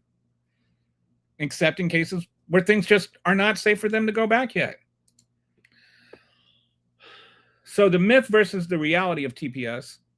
The myth is TPS designations have expiration dates and automatically on. This one I hear a lot. TPS, what do you think the T stands for? Give me some more coon. Want to eat some raccoon? Put a possum on the spit. The reality, TPS has review dates, not expiration dates. So what happens is once the review date comes up, they have to review that checklist and make sure that all right, is it still not safe to return there? The goal is not to like lift TPS status. The goal is to be able to give people a chance to stay here safely until it is safe for them to return to their home. All right. And so, well, sorry about this. Got bad visibility already, and I got what bad visibility there is blocked. Okay. So at least 60 days before the period ends, Secretary must review country conditions. If it doesn't meet the conditions, then they extend it. If it does meet the conditions, then they terminate it. If the secretary misses the deadline, it's automatically extended 6 more months. So if they haven't actually gone through all the trouble of going through the checklist and really verifying that it's safe, then it gets extended another 6 months. They can't just skip the checklist and then say it's expired. They have to actually show that it is safe to return. That's the real important thing. You have to, it's not just, I declare you are safe, therefore you are safe. You actually have to prove it is safe. That's not a judge. That's not me. That's not liberal spin. That's not wokeism. That's the law, the way the actual law is written. And so if you're going to sit there and talk about the law and following the law, then actually understand what the law actually says. Okay. Let me see if we got some.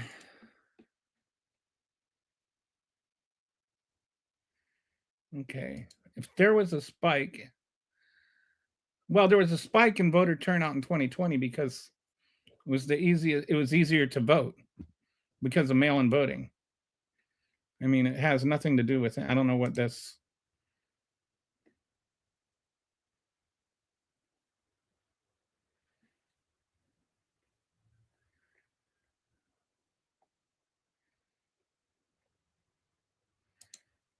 Okay, I'm just zipping on down to see if there's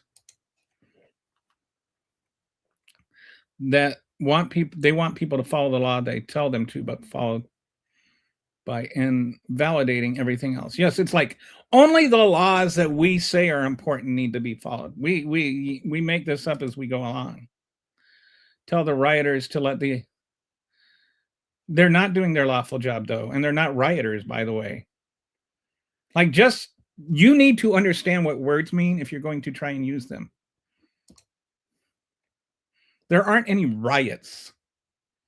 A protest is not a riot, and just calling a protest a riot doesn't make it a riot. And calling legal observing a riot doesn't make it a riot. It just makes you an ignorant fool spouting ignorant nonsense.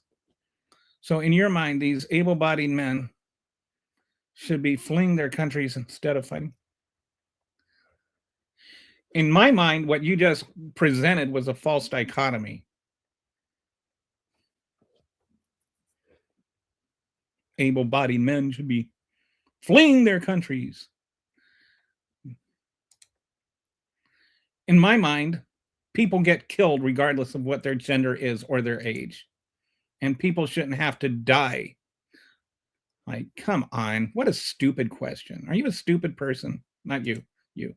Are you a stupid person? Not you. Where'd you go? The guy that asked the stupid question. Anyway. Sorry, dude. Sorry, Mouse. I wasn't meaning it. Keep there. This guy. No. In my mind, that's a stupid question. For pushing biblical law through the religious fundamentals. It's not like an either or. And the fact is that the people that are coming over here on TPS actually contribute a lot to the economy, and they are helping take care of us. And it's, again, it's not even about, we're not talking about theoretically whether we should exist as a, whether TPS should exist. TPS does exist. There are laws about TPS in existence. What we're talking about is not whether or not TPS should exist. What we are talking about is whether or not the President of the United States and his administration should follow the laws and execute the laws that the Congress has passed.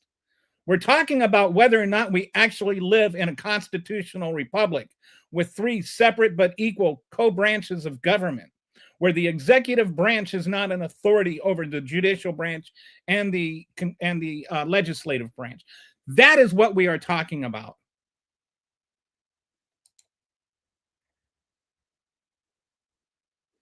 Your side will say this and complain about free school lunches. No, it's not a riot when you disagree with it, and a protest when I agree with it. It's a riot when you start destroying other people's property. It's a riot when you start, I don't know, what else? When you start physically attacking people. It's not a riot when you're just blowing whistles.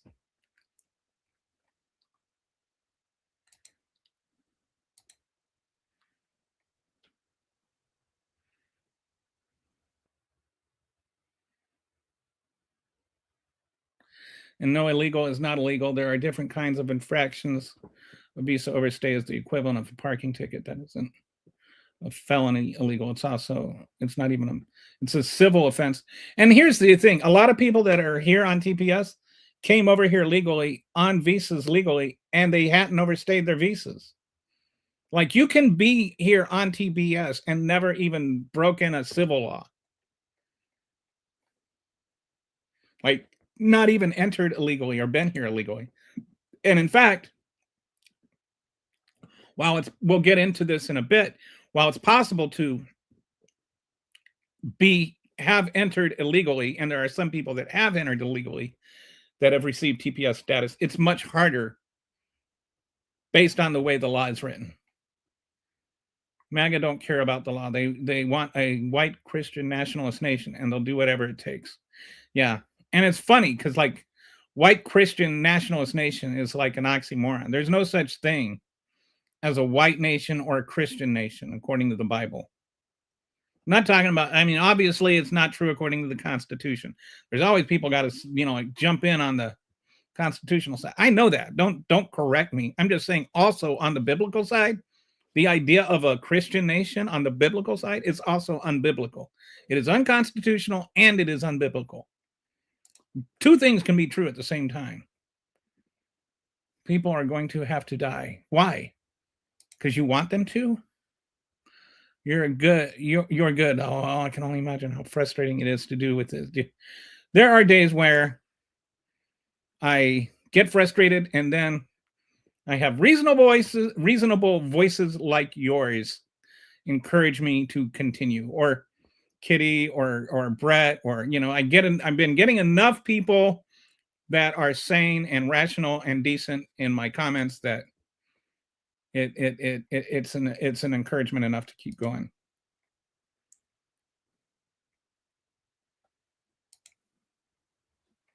So did you not do the same thing? You said it not riot, but sense that they're lethal and physical harm happening to enforcement and people. Oh, other side, you're right. If not riots, if terrorists or cold. I have no idea what any of that means, but I did not say the same thing because I speak like rational English. I don't know none. All I know is they're not vandalizing anything. They're not destroying property. They're not attacking law enforcement. There's only been one ICE agent that's been injured in any of these incidents, and he more or less hurt himself. So, no, I don't think that means there's a bunch of riots going on. ICE is what you need to understand is when Christine O.M. talks about these assaults on ICE agents, factored into assault being up 3,000%. There's a few things that are going on. First of all, the deal with the percent is it can be really, really inflated if your denominator is really small. So like if you had 5 and then you had 25, you can say it went up 500%, but it's still only 25 assaults. Okay. There just weren't that many assaults. There's not that many assaults on ICE officers. It's actually a very small number. The number of people convicted of assaulting ICE officers in the year 2025 is 1. Right? So that's number 1. Number 2, they're talking about there's different numbers that get bandied about, and she conflates them all together. There's arrests, there's charges, and there's convictions. And she's bandying them all about. Okay, a lot of times what happens, over 80% of people that are arrested are never charged, and only a few of the people that are charged are ever convicted. Arrested, what happens is they just say, oh, you're assaulting an officer. And they take them off the streets, and then they beat the crap out of them, and they dump them off in a parking lot somewhere or something like that. Or they just take them into a detention center and hold them there for 3 days and then let them go without anything ever happening, other than having their civil rights violated. But they never, but that gets counted as an assault of an ICE officer. There was one woman, I kid you not, a woman that was assaulted an ICE officer by walking into his fist. And she was held in a detention center for 3 days. But she assaulted him by walking into his fist and getting knocked to the ground by his fist. All right. I don't think that's how assault works. She was never charged, but she was arrested. She's part of that up 3,000% that Christine O.M. likes to talk about. The other thing is they're also using things like recording ICE officers, blowing whistles, and they call these things as interfering with operations. But according to the law, and I know that you guys don't like actually talking about the laws and what the laws actually say when you talk about not breaking the laws, but the law actually says that it has to be forcefully impeding, and then forcibly through like court after court after court. There's been 7 different appeals courts decisions on this that all say forcible means it has to be physically preventing. All right. Blowing a whistle is not physically preventing anything. And before you like want to say, well, blowing a whistle is making a sound, and a sound is blowing physical waves and blah, blah, blah. Now, all that's been adjudicated. Yelling and making noise is not physically impeding. It's not forcibly impeding. All right. And even in the same law that says that, It specifically says that that law should not be applied to take away people's First Amendment rights. So that's number two. They're taking a lot of things that aren't assault and they're calling it assault. So when you have a really small denominator and then you jack up the numerator, then you really make the you make the percentage look like it's gone up a lot more than it has. So that's why I bring you back to there was one person convicted of assaulting an ICE officer in 2025. So no, there are not a bunch of riots going on. That's a bunch of nonsense. Both of these are both of those are both if you don't agree. It's just the level now of how much you're willing to get up in your feelings. And it's like January 6th wasn't a riot, right? January 6th wasn't a riot. It wasn't a protest. It wasn't an insurrection. But somehow blowing a whistle is all of those things. My grandmother has an undocumented citizen living and taking care, a person, I guess, living and taking care of her. If Trump stays in power, she'll lose her free in-home care. Yeah, I mean, there is a lot of positive things that come out of undocumented migrants. Somehow we've made this like the most immoral thing that a human being can do is cross over an imaginary line illegally. But like there are many studies that show that the net impact of undocumented immigrants on the U.S. economy are extremely beneficial. Exactly. Thank you. So you admit the January 6th was a full-on attack from the right. It's a riot when you're the mayor saying that you're going to use the police to force to fight ICE. Well, first of all, no, that's not a riot. And secondly, that never happened.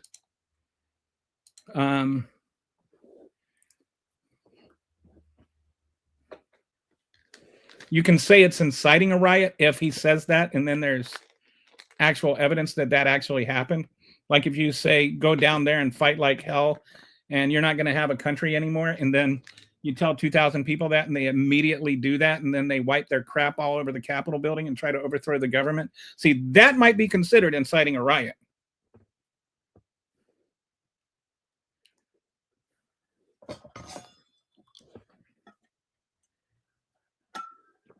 If you incite a riot and a riot actually happens, yeah, then you can say that's inciting a riot. But the speech and the riot are still two different things. You can't incite a riot if there's no riot. That's why ICE is not a law enforcement, and it's not a law enforcement agency.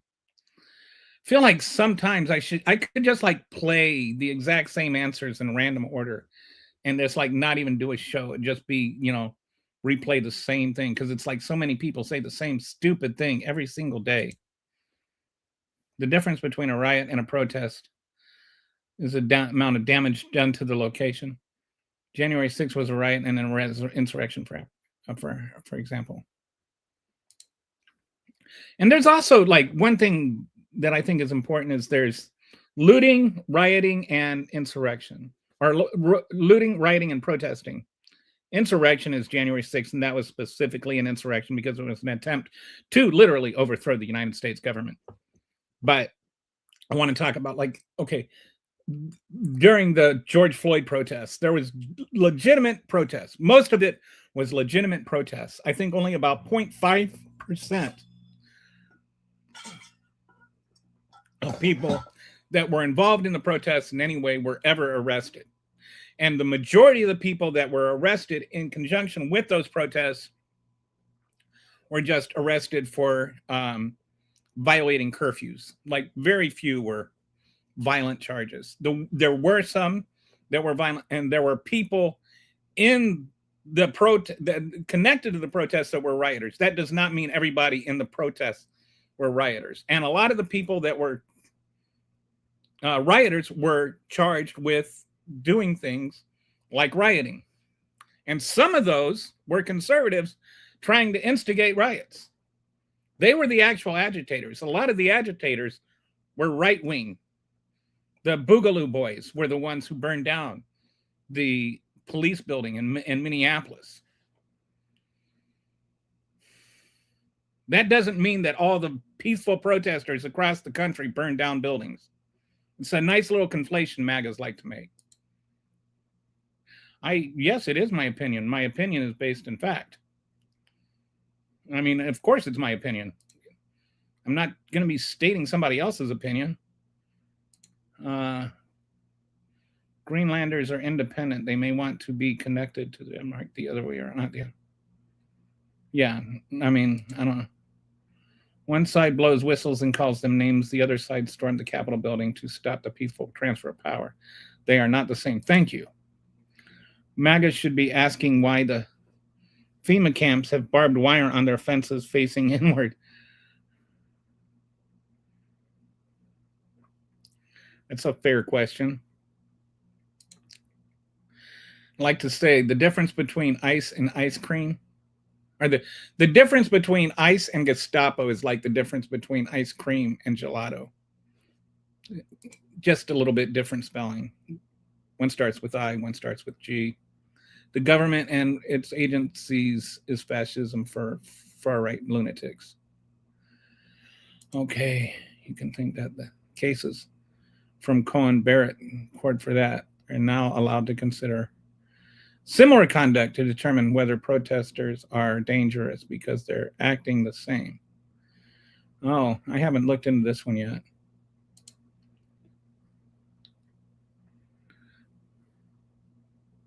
It's a new type of bot. When you see it, makes no sense because it has nothing to do with any subject. Oh, it's just a long read to exhaust you. Ah, okay. So I should just ignore the long sort of run-on sentence ones. MAGA are clueless fools. 8 out of the 10 poorest states are red states. What was Adolf Trump doing? Done to help? Yeah, nothing. He's gotten them to be angry at brown people. What about taking away the Second Amendment from that guy who got shot? We don't hear the radical. Even the NRA, actually, I talked about this one last Thursday. Even the NRA criticized Trump for his reaction to that. But I do think it's funny that the gun grabbers came and what's her name? Judge Weinbach's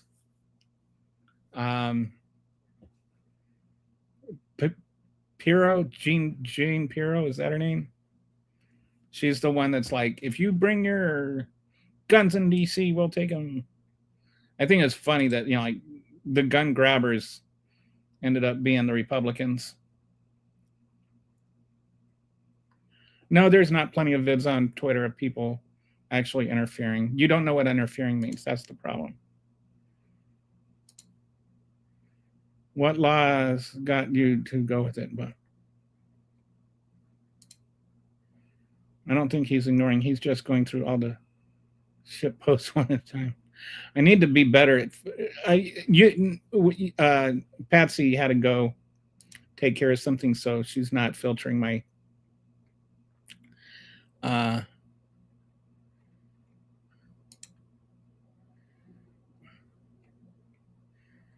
All right, so taking a cue from Brett, because Brett's pretty keen on these things. None of this ICE stuff is actually about deportation or national security. It's about more federal ground presence and training for Rex 84. I haven't heard of Rex 84 before. But yeah, I don't think this is legitimately about, detaining people that are here illegally. I think it's more about securing power and more power and more power. No, our side doesn't want to overthrow anything, dude. That's where your false equivalence falls apart. Protesting is not wanting to overthrow something. They literally tried to deny the election results from being counted. You were okay with that, and now somebody's blowing a whistle and you lose your marbles. Maybe the one with the double standard is you. All right, we're done with that guy for a while. It's always amazing to me that the same people who believe bullying is character building get so snowflake upset at being called names. Why don't you love me? Oh, thank you. Patsy sat down and did some filtering for me. All right, so let's go back to the slideshow, what you can see of it. I apologize for it being so weird this time. I don't know why it got all weird. Okay. So let's go back here. So the common misperception number 2, I see this.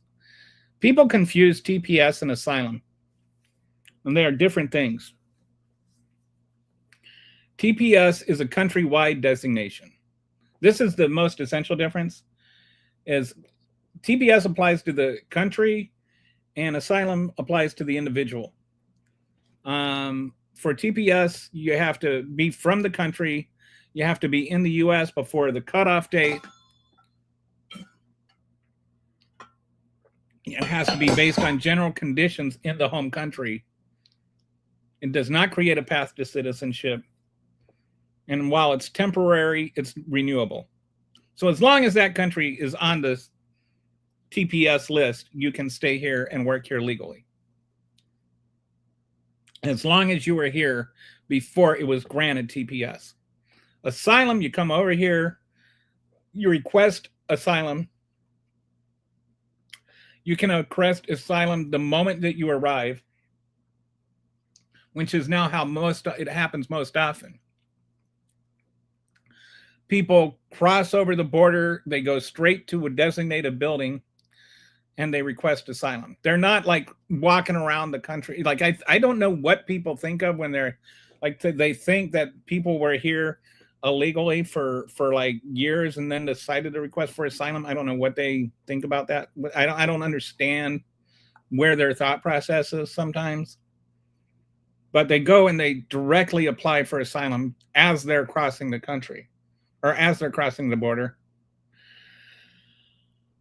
You must prove you personally face persecution. So TPS, it doesn't need to be personal, but asylum, it has to be personal.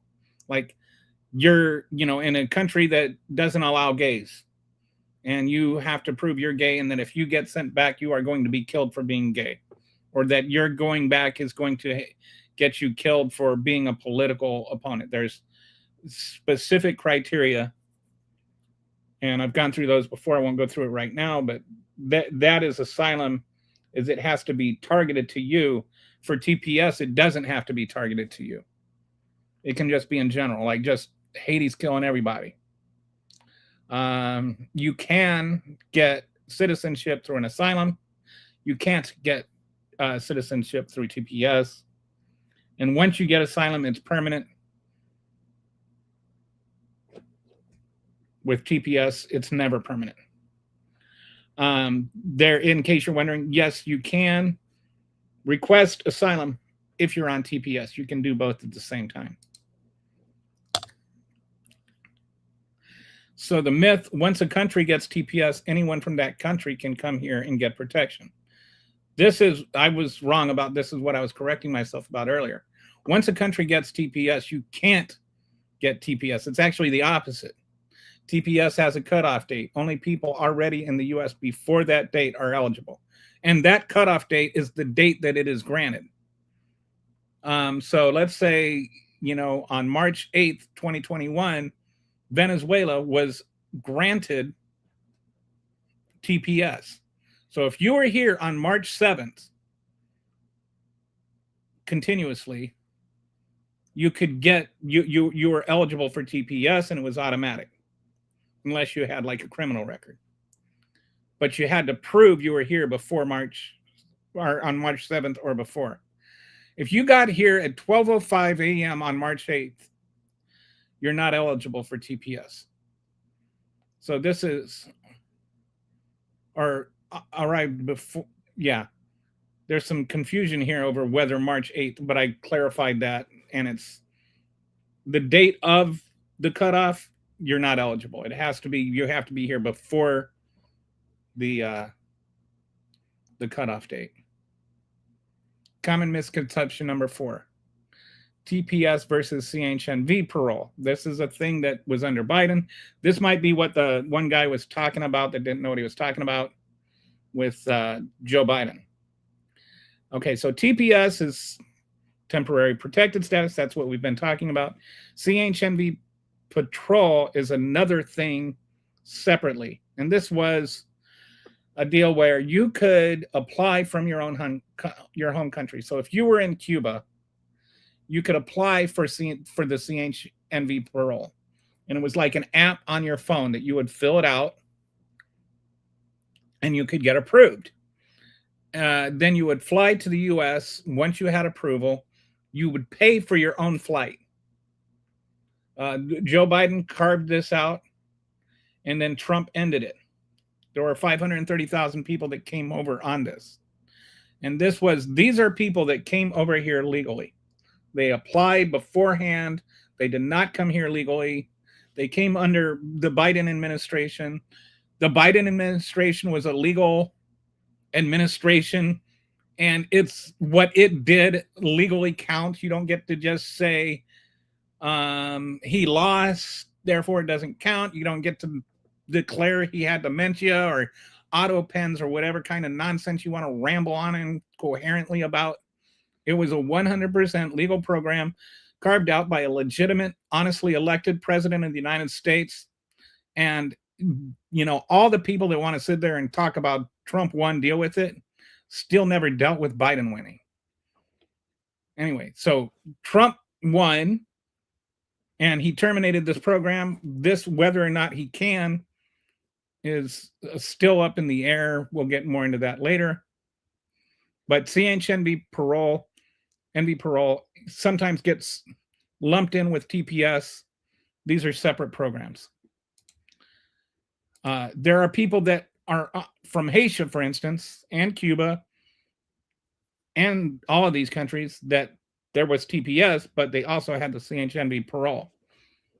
If you weren't here, though, before TPS was allotted to Venezuela, it's still not safe there. And so you could come over on this CHNV program. And if you came over here on CHNV, then this was worked with asylum. So you were like basically requesting asylum. Okay, so once you'd still have to go through the rest of the asylum process. So as of March of 2025, there were about 1.3 million people here that were TPS holders. About 600,000 of them were from Venezuela, 330,000 from Haiti, and about 174,000 from El Salvador. Those were the largest countries. And they were mostly in New York, Florida, and Texas. They added $36 billion to the GDP for those that are like, take care of our own first. And they work mainly in construction, hospitality, healthcare, and cleaning. So these are not just people that are coming over here and living off of whatever you want to say. They're not living off of tax dollars. They're working for a living. And when they're working for a living, they're also contributing to the economy. They're helping their employers by doing jobs. These are a positive asset to the economy. They are not, you know, like if you want to take care of our own, then helping take care of them is a big part of that. We need to stop looking at it as though anything that is good for a foreign person is bad for an American person. Both things can be true at the same time. Okay.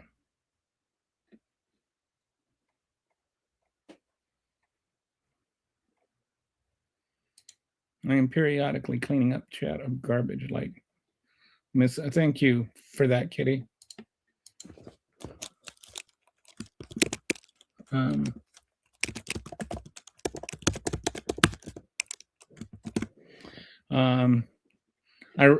Kitty is like such a hero.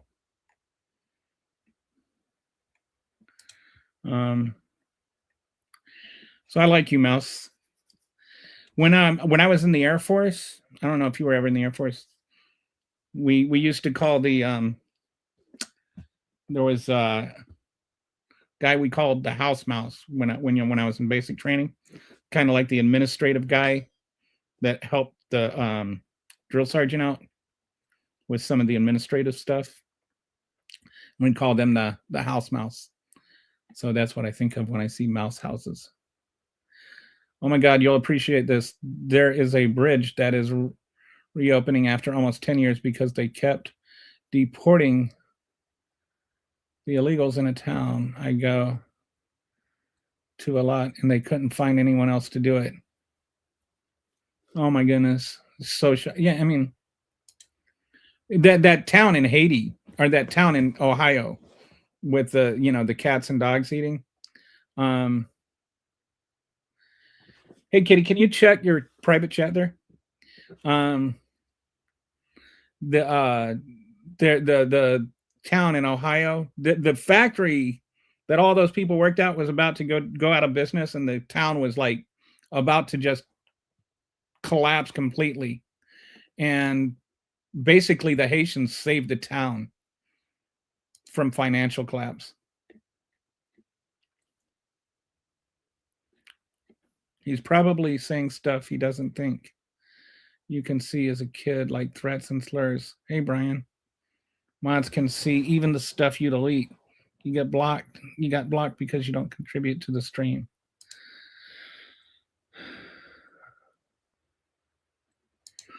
I'm from an Air Force family that became a cop family. Ha ha ha. Yeah. I want to talk about a silly vanilla, aka Kid Rock link seeker. Let that sink in.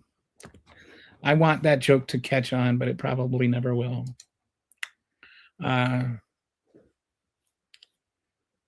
military brat. I'm both a military brat and a military veteran.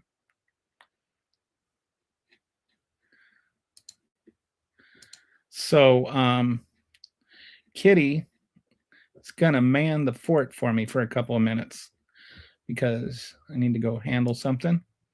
And oh, whoops, hang on. All right.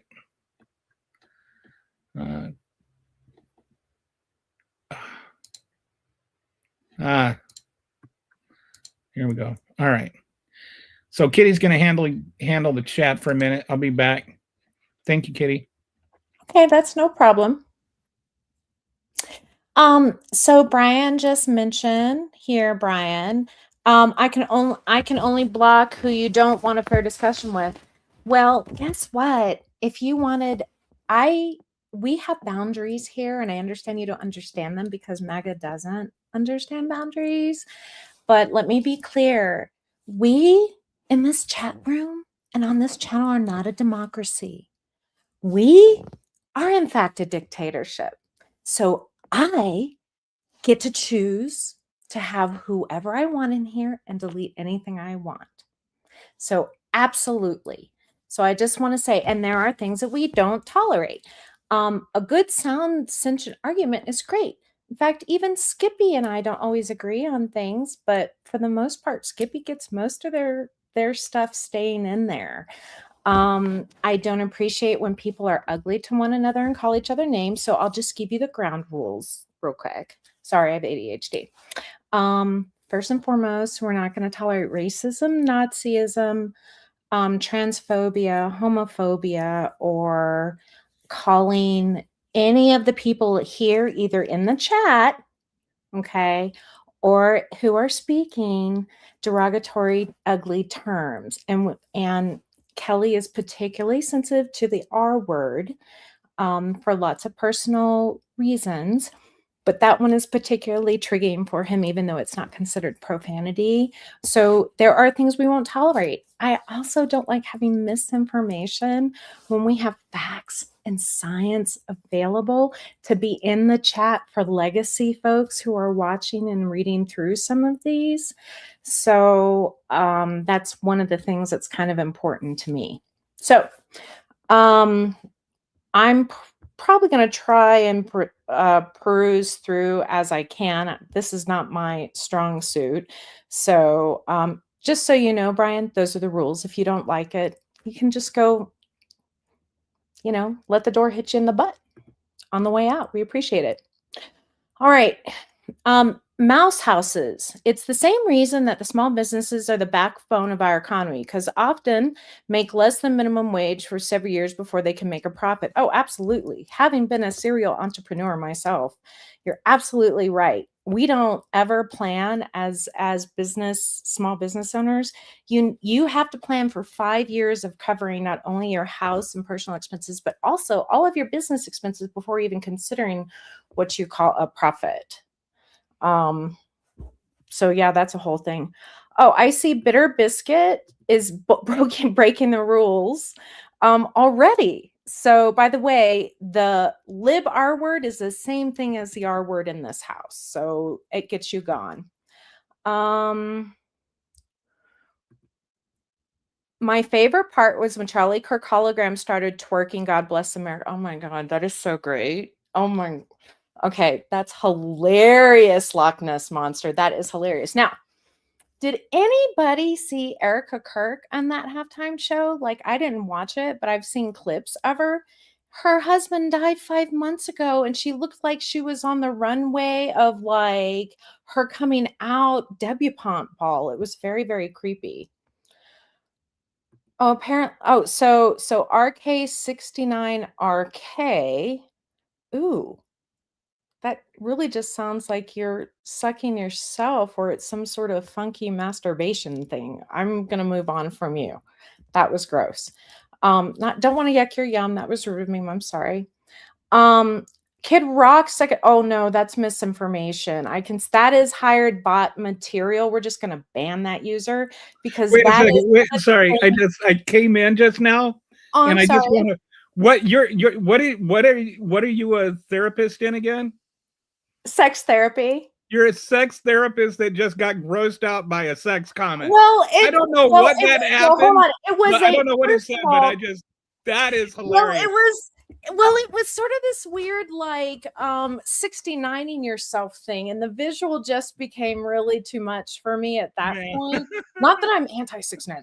I love my 69s. Anybody who follows me knows that I'm a giant cougar. So yeah, I mean, like to get you to react is like it's got to be a special it's kind a of gross. Nazi and that kind of thing. So okay, so the blue hair optional. So that is an example of a delete. Comment I delete because that's inappropriate. And no, he didn't get the second highest ratings. Kid Rock got less than 6 million viewers. Honestly, I've had videos with more viewership than Kid Rock got last night in the TP show, and I'm not even an influencer. Brian, I am MAGA, and I don't even like MAGA not. Okay, good. Power to you. Go enjoy your yum. You go, girl. Stand farm on your chat. That's right. Oh, I was explaining, Kelly. I wasn't sure if you were around, but I was explaining in the chat how this is not a democracy in here. This is a dictatorship, and we have boundaries, and we don't allow things in our chat that we don't want in our chat.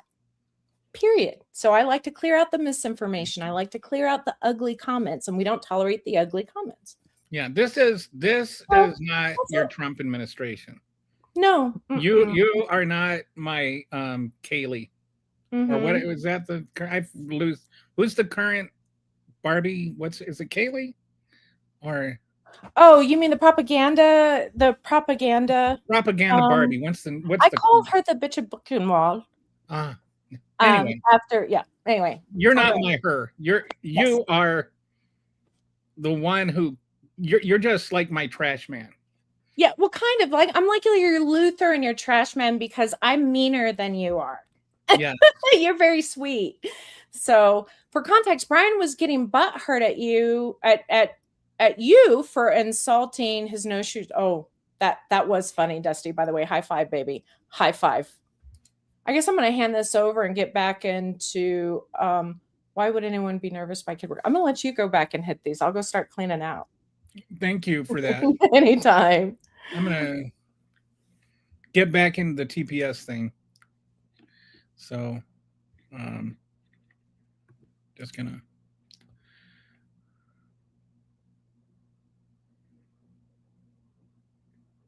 So let me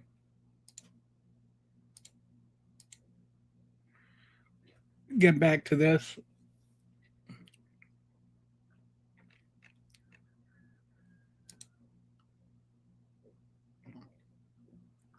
What is a hypocrite? You try and block those who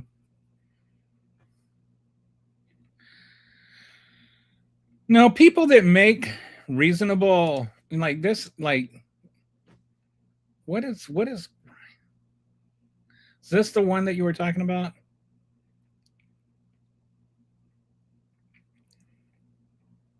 It's funny that he says this and has not been banned or blocked, and his comment is being put up there and he's being responded to, but somehow he feels like he's being censored.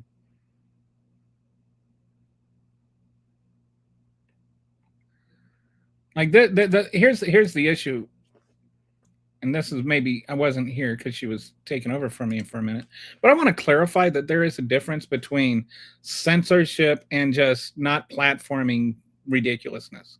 All right, I'm all for reasonable opposition, reasonable debate, fact-based disagreement, but nonsense. There's plenty of channels you can go and disseminate your nonsense and your weird things. This is just a nonsensical free zone. That's all. Go back to 4chan, bitches. Exactly. Or X. Go to X. A hypocrite is someone who complains about authoritarian policies in the public sector while also complaining that people don't want that for their government.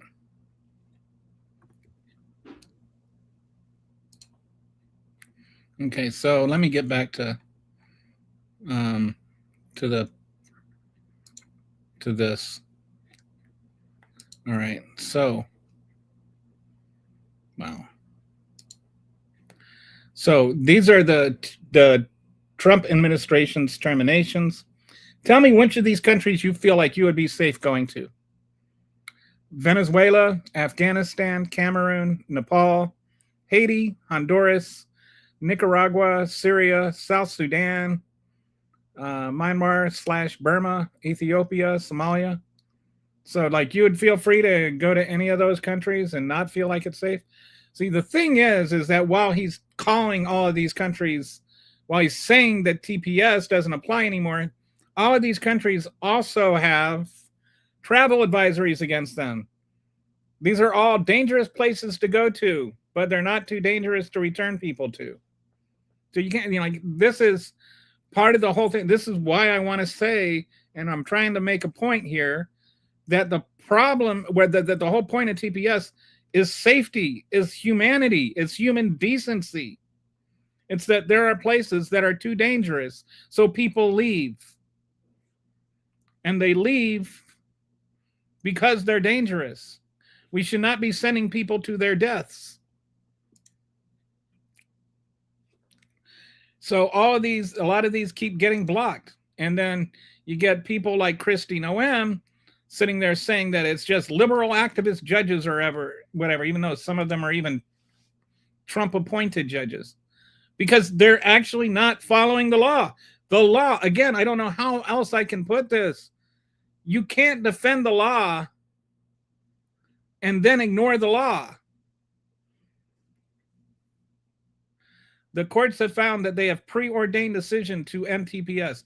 Like, you can't make a determination to end TPS before you even review the details of whether it's safe to send people back there. The whole point of TPS, the whole way the law is written, is you have to determine it's safe to send people back there before you make the determination. They influence the conditions in the review process. They've had arbitrary and capricious decision making. They failed to comply with the Administrative Procedure Act, and they ignored State Department assessments. I'm just going to read this from the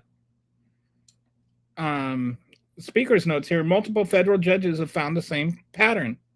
Secretary Noem decided to end TPS first, then worked backward to justify the decision rather than genuinely reviewing the country conditions. Judge Tina Thompson wrote that Noam made preordained decisions to end TPS and influence the conditions review process to facilitate TPS terminations. This violates the Administrative Procedure Act, which requires agencies to follow statutory procedures and base decisions on evidence. And this is where I think it's really something that even no matter how MAGA you are, you sit there and you make a big thing about how we're not a democracy, we're a constitutional republic. But you can't sit there and advocate that we're a constitutional republic and ignore the constitutional part. The Constitution says that we are a country that has 3 branches of government that are separate and co-equal. The president is not above the Congress. The president is not above the judicial branch. You have 3 separate co-equal branches of government, and you have a separation of powers, and you have checks and balances between those 3 things so that no one person can become too powerful.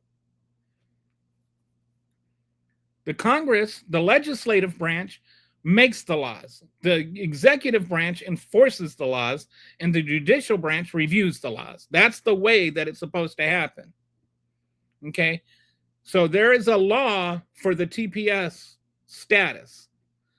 That law, there is a law about what constitutes TPS, the Administrative Procedure Act. That is an actual law passed by actual Congress, and that is the actual law by which TPS is governed. The executive branch, the president, under the president, the Secretary of State, Kristi Noem, is supposed to be enforcing this law, but she is not enforcing that law.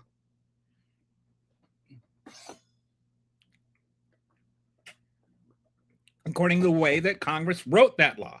And we know that because the judicial branch is saying that she's not doing it. This is the way our constitutional government is supposed to work. Kristi Noem can't just say that it doesn't matter what the judicial branch says. She can't just say liberal activist judges and make it go away. That's the way our Constitution works.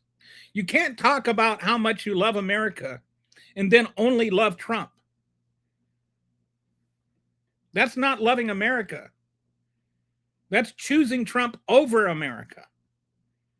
You can't sit there and say you're a constitutional republic and ignore the constitutional part. There is a law that is written about TPS, and Donald Trump and his administration are ignoring that law. And we know this because we know what the law says, and they're not fitting that law. And it's not just us saying they're not following that law. It's the judges that are saying they're not following that law. I don't know how much more clear I can get than that.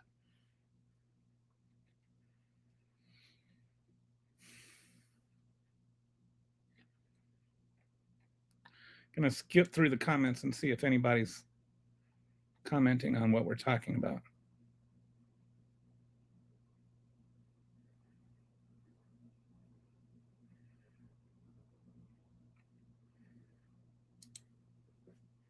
Just like the Bible, they pick and choose what parts. They don't seem to, the only part of the Constitution they seem to even acknowledge is half the Second Amendment. Please, Americans, you need to stop sending your money to Israel. We're not talking about Israel. Keep on doing cool, Kelly and Kitty. Hey, Kelly and Kitty, that's kind of got it cool. I don't want to throw another K in there.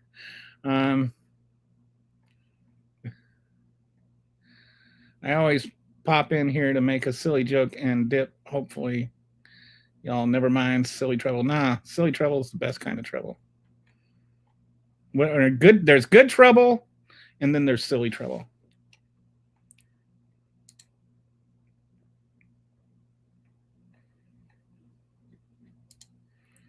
The big reason that deportation was written into administrative law was to lower the burden of proof. They don't need reasonable doubt. Yeah, and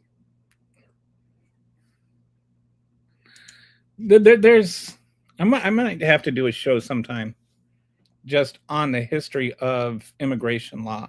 I think that so many people do not understand anything at all about how our immigration laws came to be, what they are, that they're racist from the beginning. Like we didn't have immigration laws at first until we started getting too many Chinese people.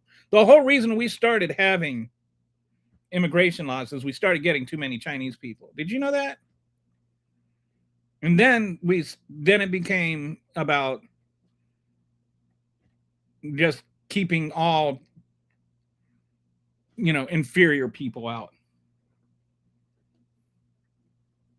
Even still, so many of our immigration laws are based on the number of people that have previously come over from countries, so that it still favors white people.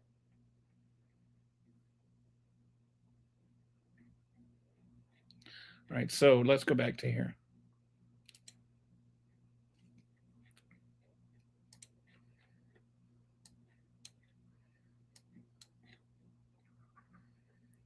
So the judges, back to where we were, judges are blocking the terminations because the terminations are illegal.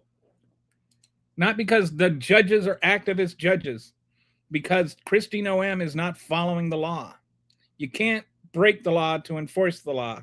If you're breaking the law to enforce the law, there is no law. So the legal standard, according to the Administrative Procedure Act, follows statutory procedures, actually review the country conditions, consult with the State Department, base decisions on evidence in the record, provide reasonable explanations, cannot act arbitrarily and capriciously like they are doing. What courts found OM did, made procedures, predetermined decisions, cherry-picked or ignored evidence, skipped genuine Department of State consultation, and contradicted states' own travel advisories.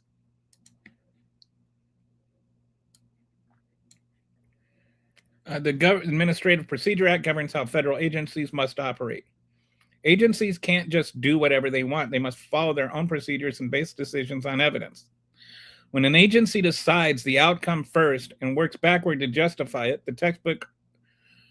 that's textbook arbitrary and capricious actions. The courts aren't second-guessing policy. They're enforcing basic administrative laws. I hope I'm making this clear. I hope that even the MAGAs among you can understand what I am saying here. That there is a law written to determine how and when to lift TPS.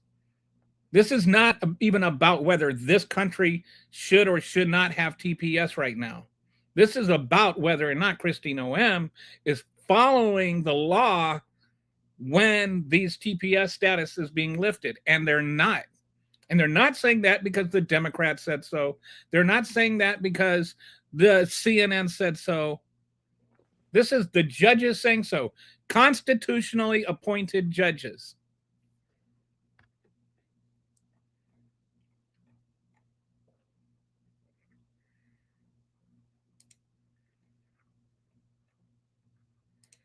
I wasn't in a Big Mac mood.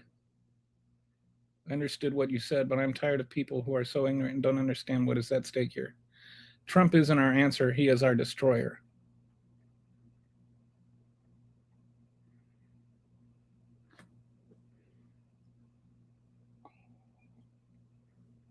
I don't know what a Big Mac mood is, but you're right about Trump. I still feel weird about not taking admin law in grad school. The year I was during the Obama administration, and they were really trying to get people to take it. I think they knew even then. What were you in grad school for? Are you like a lawyer, like an actual lawyer? The same people who would argue there's nothing arbitrary about illegal don't think there's anything solid about why you need a license to drive. Yeah, trying to find consistency in a MAGA can be a very difficult situation.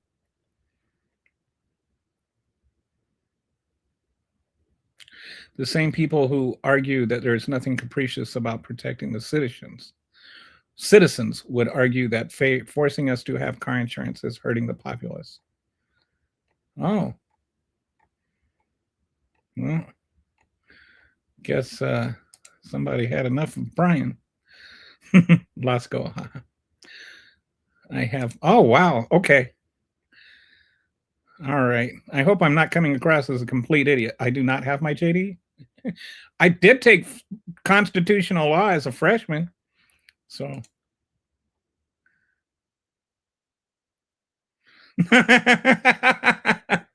Meow. Kitty got claws.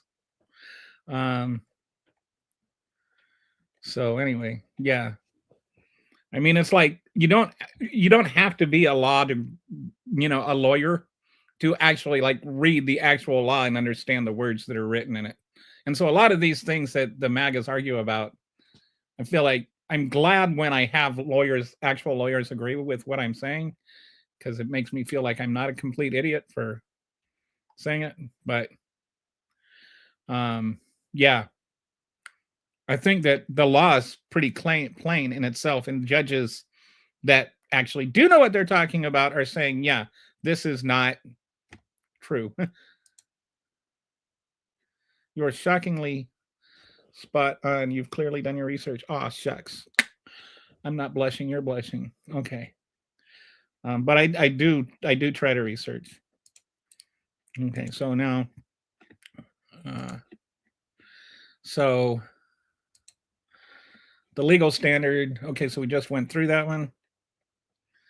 We're never going to make it through this whole thing today. This one's 34 slides long and we're only on 16. So the evidence problem, Haiti. So here's an example.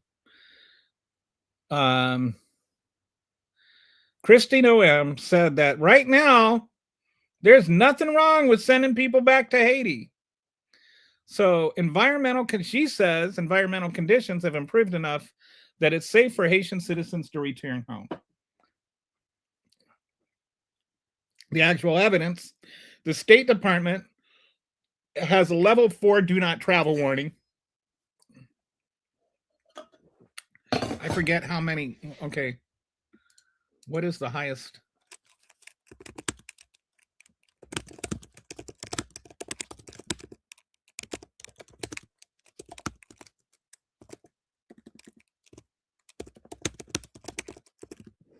The highest travel warning is level 4. Okay, that's what I thought. I wanted to make sure. So the strongest travel warning there is being invoked by the State Department, and you've got the Secretary Noam saying, it's fine. It's fine. Gangs control 85% of Port-au-Prince. There's been 5,601 people were killed in 2024 gang violence, and 1,607 in 2024, and then 1,617 killed just in the first quarter of 2025. This is still a little older. And then one of the worst things is they had 4 women in Puerto Rico that were deported. They were here on TPS, and then they called the TPS off.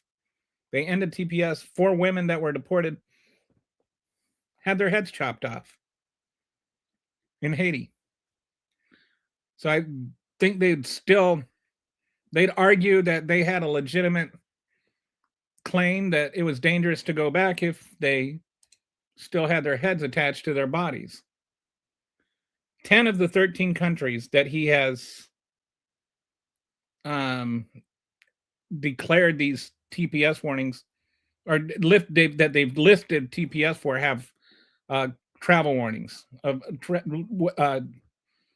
travel warnings, and of those, 6 of them are level 4 travel warnings: Haiti, Syria, Venezuela, Somalia, South Sudan, and Burma. Do you want to go to Syria right now? Would you go to Syria? How about Somalia? How about South Sudan? You think you're safe going there? So on the one hand, we're saying it's not safe enough to travel to, but we're also saying it's safe enough to live there.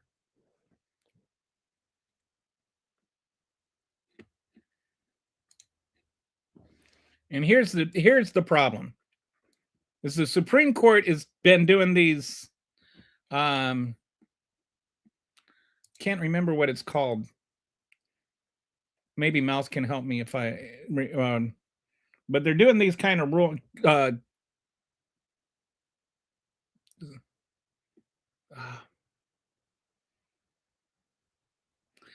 can't, like, closet docket or something like that. I can't remember what it's called.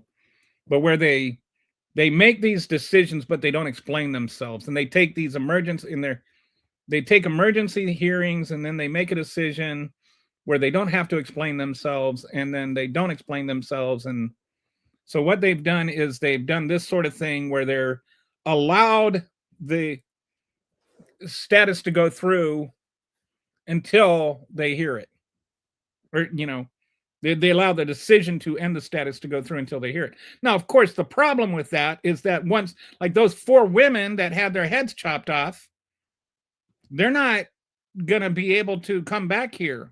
Like, once people get sent back and killed, it's too late for them. And one of the things that's supposed to be part of this whole thing is what is irreversible? Is it irreversible to end the, like, if they stay the TPS status ending, there's no real damage that happens to anybody. There's no rush to send everybody out to go back and get murdered in their own countries. But once they get murdered, they can't come back. So the Supreme Court has twice allowed Venezuelan terminations to proceed under emergency orders. They did not address the merits, only lifted injunctions. Signals court may defer to executive on immigration, which is not really how it's supposed to be done. They're supposed to be deciding what the law says, like the way the law is written. It's not, this court has got some really fuzzy stuff going on. Multiple court districts have found terminations violate the APA and statutory requirements, but the Supreme Court has issued emergency stay, allowing deportations to proceed while appeals continue. The court hasn't ruled on the merits, whether the terminations are actually lawful, but these emergency orders signal the conservative majority may ultimately side with executive discretion over administrative law requirements. This creates a situation where terminations are procedurally unlawful, but may be allowed to continue anyway. So, and then by doing this, like little closet docket thing where they don't explain themselves, they're basically saying Trump can break the law as long as he wants.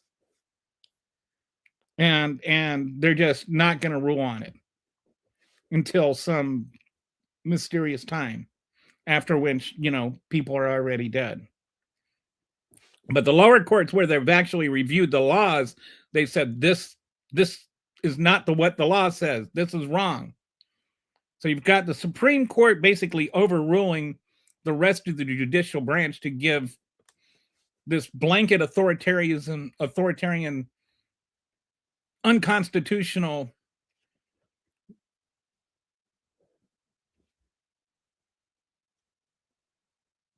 merit, or not unconstitutional power to the executive branch. And one thing I really want to talk about at some point is how we've gotten like further and further into executive power, and this has been going back since FDR. It's not just Trump, but Trump has definitely accelerated things. So what happens when TPS ends? The immediate effects: loss of work authorization, they're subject to deportation, and they cannot legally remain in the United States. Some people have been here decades, many have U.S. citizen children. So like if they're here legally under TPS and they have children, their children are born here illegally, then they can't see their kids anymore. They own homes and businesses. So you take the business owner out, you take the business out, you're costing people their jobs.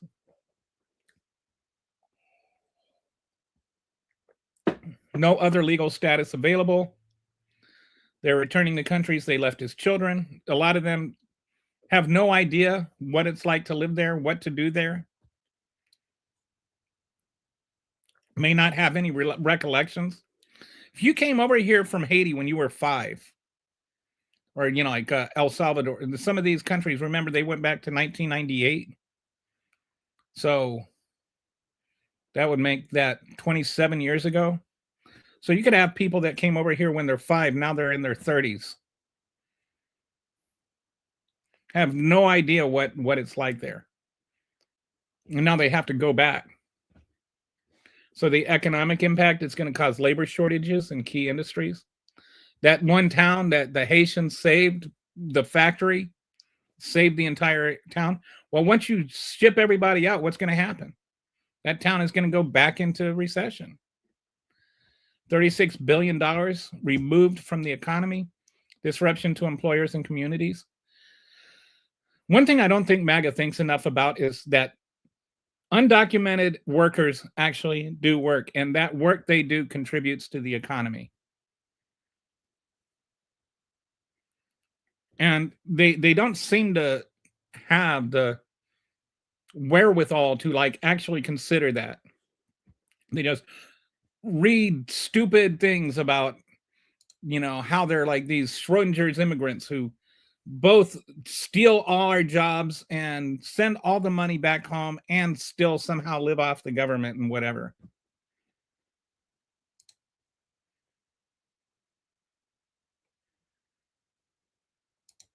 Constitution was written by men who were educated the same degree most middle schools were in the 1980s. Yeah.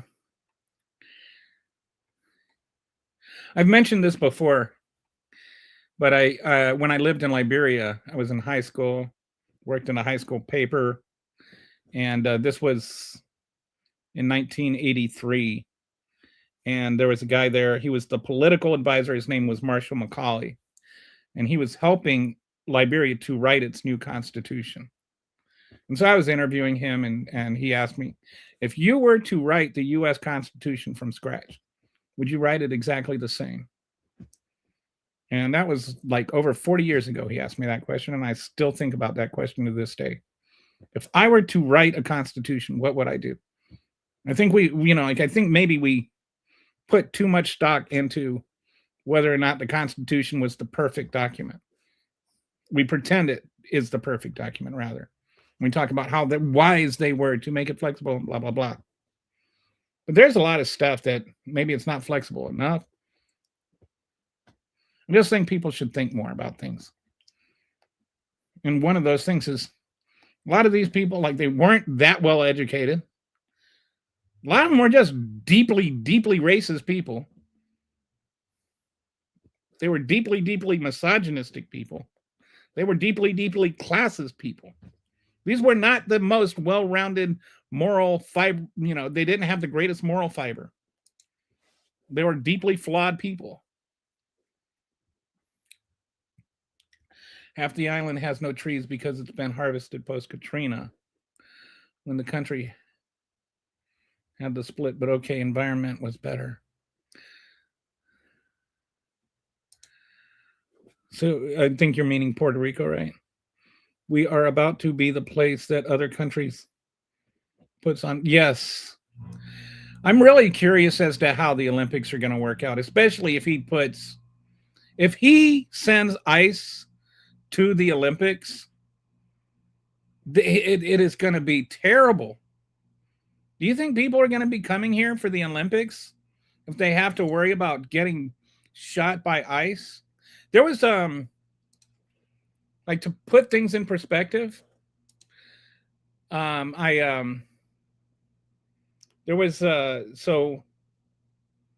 right now in Australia, there is a guy, the president of Israel is going there. And so there's a lot of protests going on in Australia against the president of Israel going to Australia because of resistance to what's going on in Gaza. And so there was a video of some Australian police officers beating the crap out of protesters. And one of the Australian comments on that was, wow, this is like ICE in the United States. And so we've gone from the country that we said, sets the example, where the lantern on the hill, according to George Bush, like we've gone from that, at least in our minds. I don't know if we ever were in their minds. I think we probably think more of ourselves than other countries ever did. But now we are the country that represents authoritarian police abuse. People see authoritarian police abuse and they're like, yeah, that's like the United States is now. And I think that should concern us as Americans, that this is what we are to other countries now.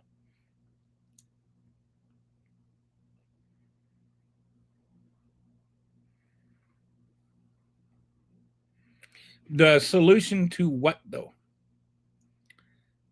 I'm not quite sure, like what you're referring to. If you're not part of the solution, you are part of the problem. The solution to what? I think sometimes that MAGA wants solutions to things that aren't problems, and they're just making problems that need solutions. SNL should do a No-M travel agency. Come visit Haiti. Come. That would be funny. Yes. There could be like get ahead, or I don't know. Come meet a Haitian gang member, or who plays games like that. Like who can get dysentery last? Yes. Dysentery last. This is okay. Anybody else do this? Like a lot of words I learned reading. And then I would like learn them again through speaking, and dysentery is one of those things. So like when I was reading it, when I first started reading it, I always read it dysentery. And I still unconsciously do that instead of dysentery. Then I was like, thought it was two different words until one day I figured it out. Like when I was like 7 or whatever. I was reading like adult books when I was 7. Look up everybody, somebody, anybody, and nobody.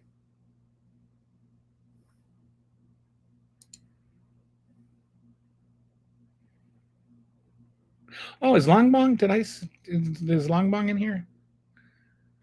Did I miss Longbong? Oh. No. Anyway. Longbong's good peeps there, Mouse. The same people who are anti-socialism didn't go to history class to learn how SSI and food stamps started. They did not.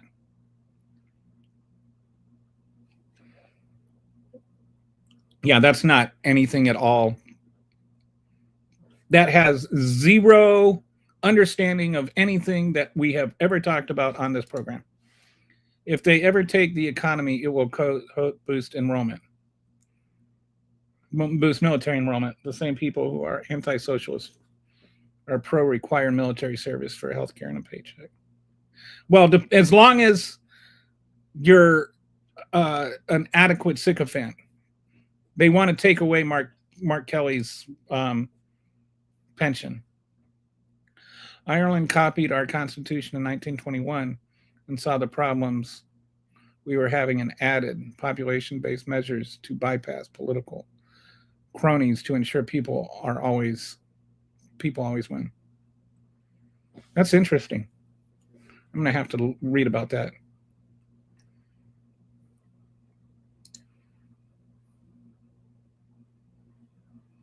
Your house comparison is not genuine. It's more like if you own 100 plus acres and one person came and camped out, squatted for 30 years. And while they were camping out and squatting for 30 years, they developed that farmland and then sold food and then gave you a portion of what they made off of that food. And you actually profited off of them leaving there, and it's farmland that you wouldn't have been using otherwise.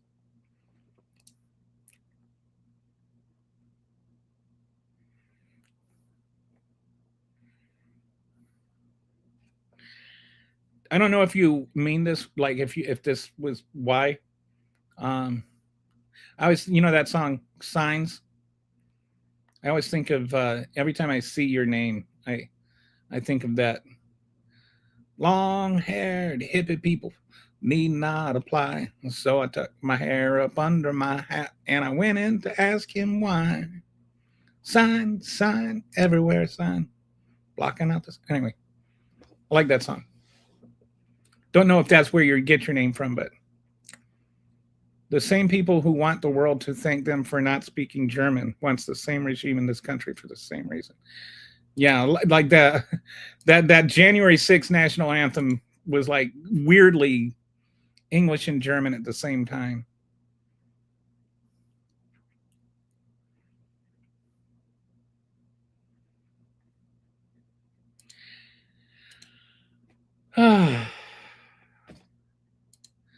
Dude, most of America, like squatters built this country. Immigrants being different ideas, different gods, different culture. Different from who? There is no adverse citizenship because there is no property right in its citizenship. All right, so, okay. So let's go back to this, see when we're going. What happens when TPS? Okay, so we already read that one. Can you get a green card if you have TPS? I think this is a good question. The short answer, not really. Although if you're here on TPS and you are here legally, if you entered legally and you get married to a U.S. citizen, you might be able to get one. All of these are if you enter legally. Employee sponsorship.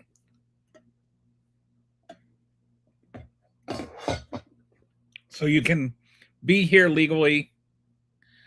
You entered, like you came over here on a visa, then and you were still here legally, and then TPS passed, and so then you can stay here, and then you get a job, and so then your job sponsors you, and TPS ends, you can stay in certain situations. If you have a sponsorship, then you can maybe get a green card and end up staying here permanently.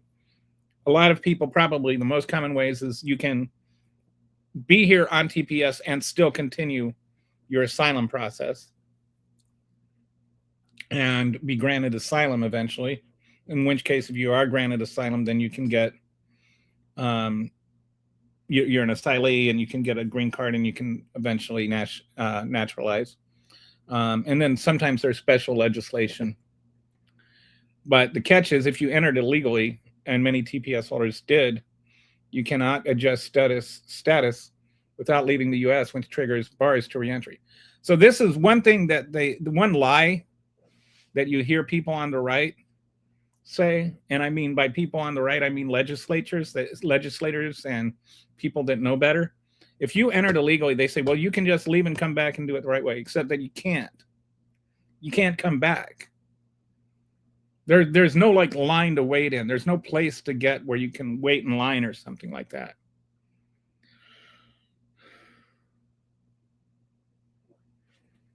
So you're here under TPS. So if you leave, like you have to go and like die. Like, I mean, it's just, again, sometimes it's the humanity that we have to think about. Does being born in Haiti mean you have to die in Haiti? So the asylum alternative, yes. Can TPS holders apply for asylum? Yes, but it's much harder than TPS. You have to personally face persecution. So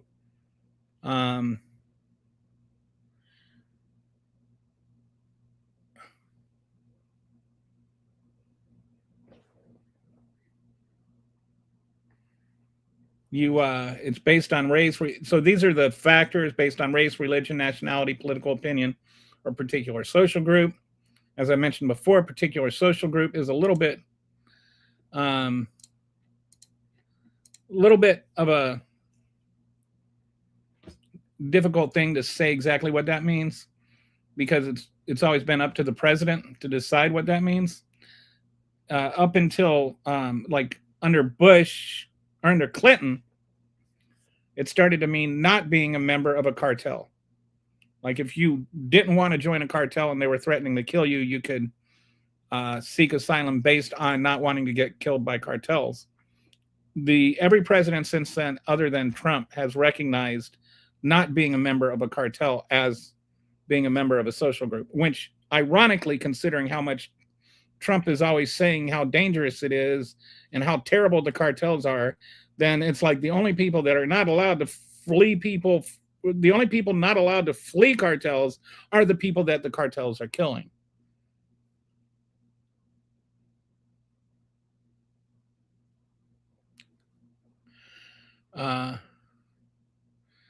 TPS, the difference is it's not just like if your country is just dangerous, you get TPS. If it's just declared that your country is too dangerous, then you have TPS. And so, but then that's temporary and not permanent. Asylum is permanent, not temporary, but you have to prove that you personally are in danger. So like with TPS, just general violence and crime qualify you for TPS. It's provided that it's declared a country with TPS. Same thing with economic collapse. Like sometimes what happens is you'll have a natural disaster that wipes out a nation's economy, and it's just not rebuilt after 10 or 20 years. It's still just like these things don't always happen like a 3 to 6 month cycle. They didn't have running water or electricity in Liberia for like 10 years. So that it just was not safe to go there for over a decade. So then this is the four Haitian women I was talking about. 4 Haitian women found decapitated near Haiti.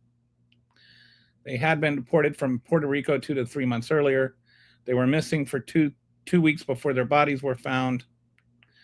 Community leaders, gangs kidnapped deportees to demand ransom from the U.S. relatives. This is also another thing that I think is they're not just being sent back where they can be, where they're in danger. They're targeted once they're sent back because they have relatives and family in the U.S., which means that they have money, which makes them more in danger than just the typical person. More in danger of being persecuted.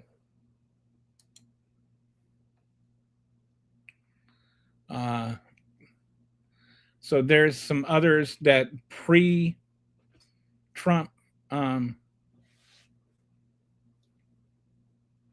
there was, but these are a little bit different. These are people that were deported, that had TPS, that were found to have criminal records when they received TPS. And having a criminal record when you receive TPS is qualifications for losing your TPS.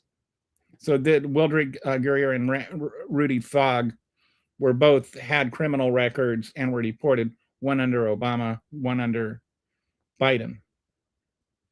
Then they died in prison. Both of them, I think, died of cholera. Yeah. The UN position on return. So is it just what, who determines? Is it,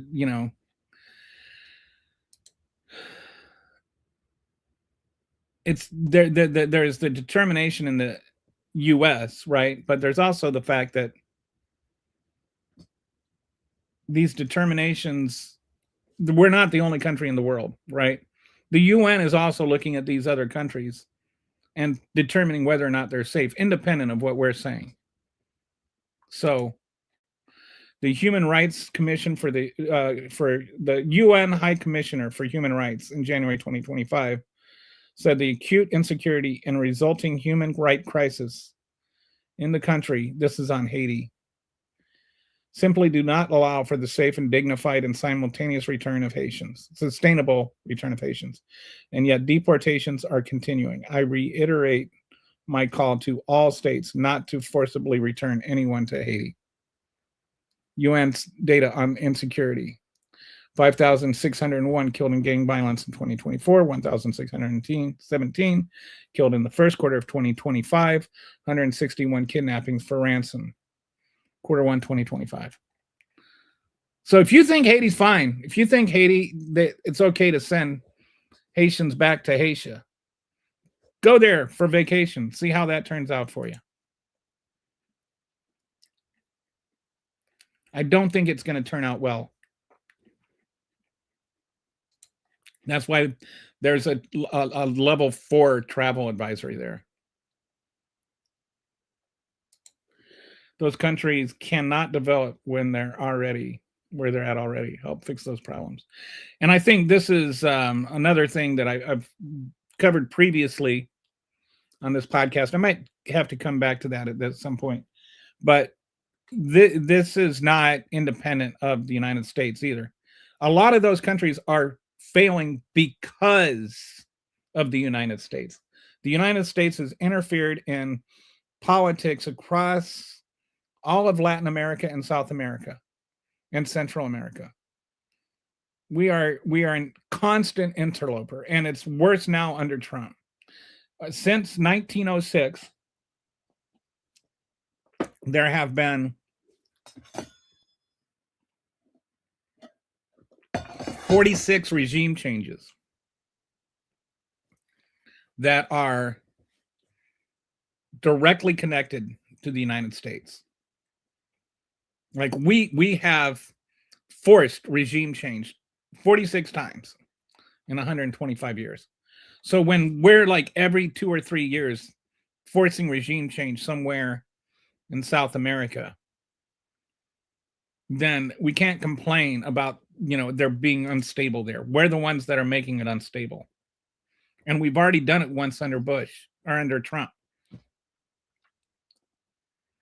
They talk about sovereign rights and leaving countries to do what they want while also drumming up the specter of Islamic jihad and communism outside of the U.S. coming after us. And a lot of times it's nothing. Sorry, getting the hiccups.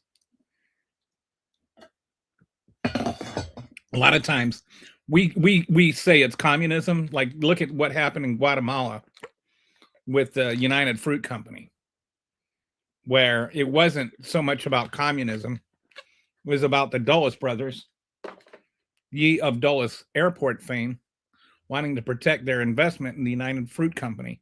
Oh, and by the way, one of them happened to be in charge of the CIA, and the CIA sponsored a coup.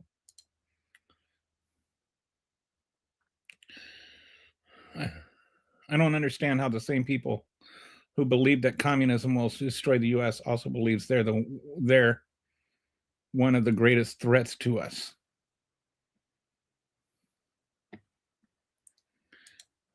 Do you believe in charity or helping those less fortunate than yourself at all?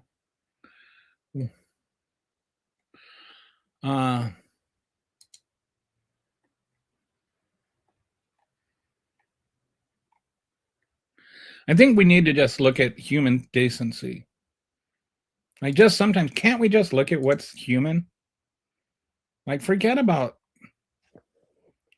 I mean, on the one hand, I don't want to say forget about what the law says, because I don't want to feel like I'm saying that we're not right on the law. I'm right. Like, this is the right part of the law. This is why the laws for TPS exist. But in addition to that, can we also look at it from just the pure human side? What is the morally right thing to do? Is the morally right thing to do to allow Haitians to continue to work and live here and raise their children who have done nothing wrong? Or is the right thing to do to send them back to Haiti so that they can get their heads chopped off? Like, what is the moral thing to do? What is the right thing to do? What is the humane thing to do? Why is it that this whole thing about legal status has to become your status as a human being is conditional upon your legal status as a human being living inside the United States of America.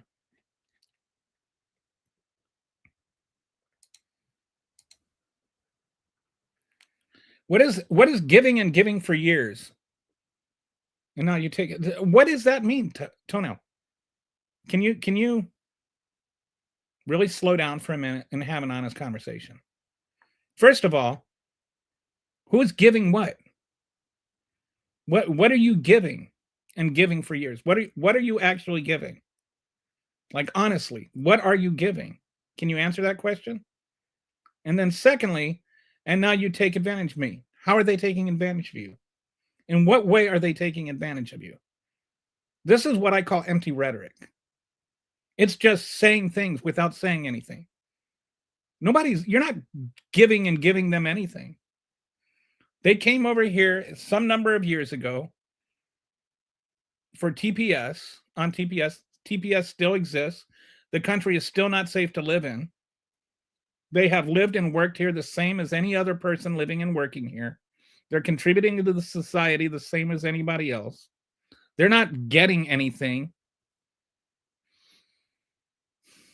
What are you giving? And what are they taking? Substantially, substantively. As I pointed out, they contribute $36 billion a year in our GDP. USAID has nothing to do with what we're talking about. Oh, no, sorry. That's something else.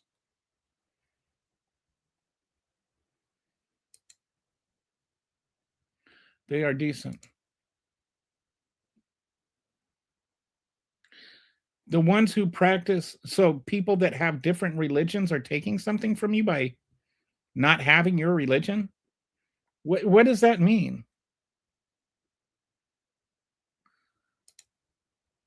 No, I don't agree. I know people who are Hindu who are compassionate. I know people who are Islamic who are compassionate. This is just, I don't know. I mean, this is ignorance. I don't even want to, it's just ignorance. You're just saying things you don't understand and aren't willing to learn about. America giving and no, they're not, though. No, you're not living it right now. You're not. You're like an ingrown toenail. You should change your name to ingrown toenail. Giving and giving and giving, like their parents didn't raise them for years and their employers didn't raise them, and then their friends didn't raise them. Like they don't do jobs where they actually contribute to the economy. $36 billion a year to the GDP.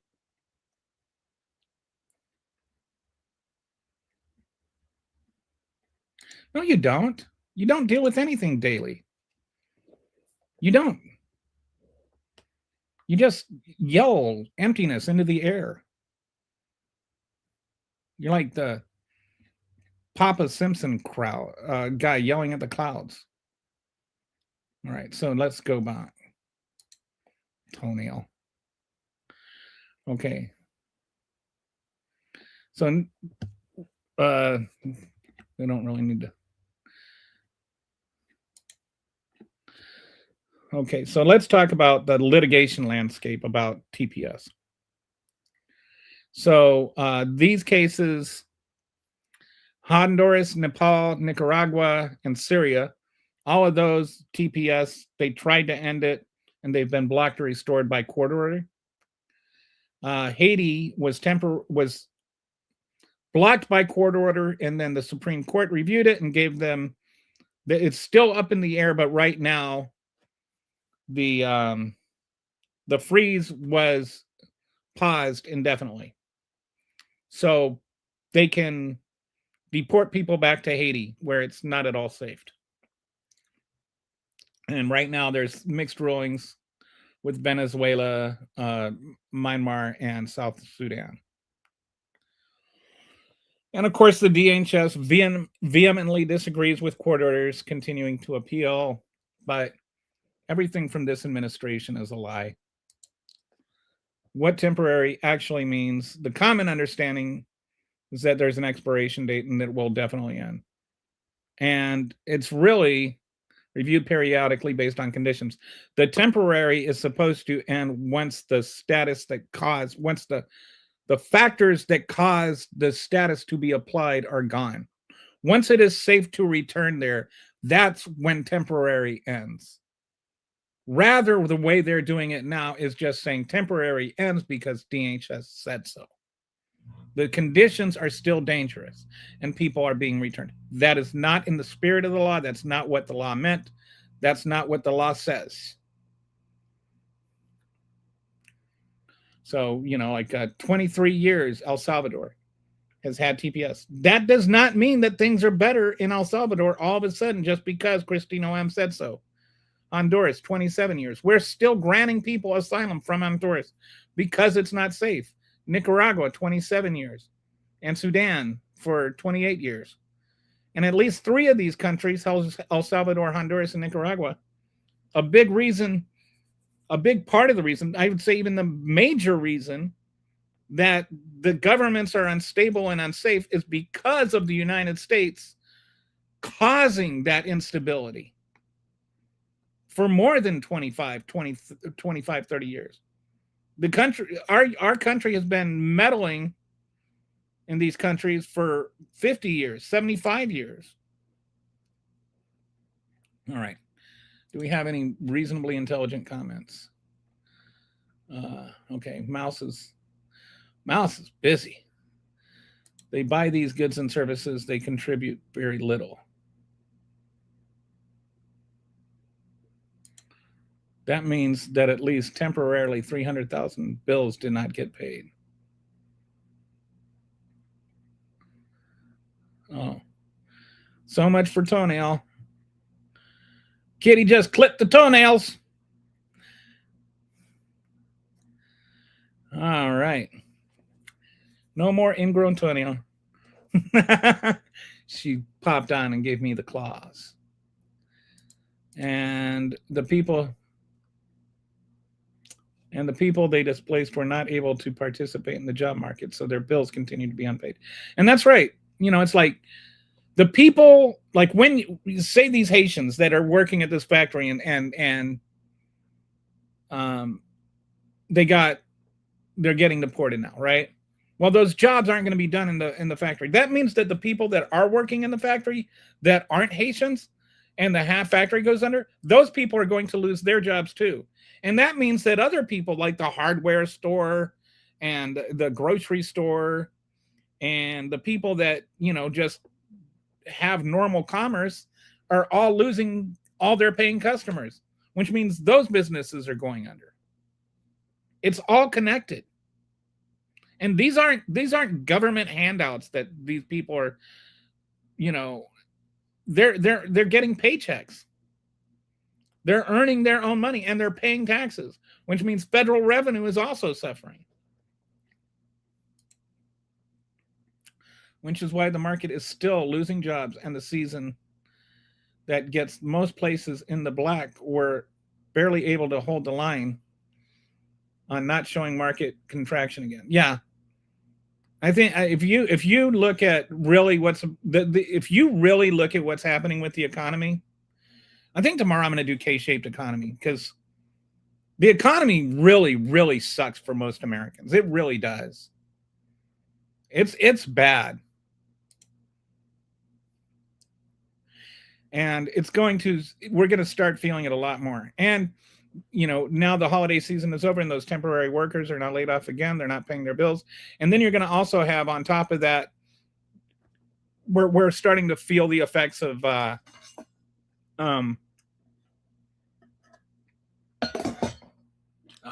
what we're going to start feeling the effects of, the, mass deportations in the labor market or in the agriculture area, where farmers aren't going to be able to harvest their crops. People really have no idea how bad the economy is about to get.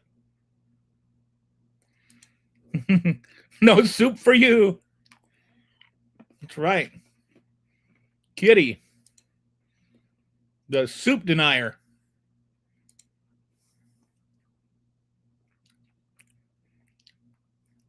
Toenail did not see that coming.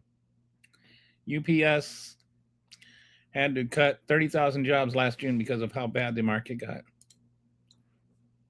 Las Vegas only had a 6% decrease in visitation, and they've lost 30% of their market share. And it's only going to get worse.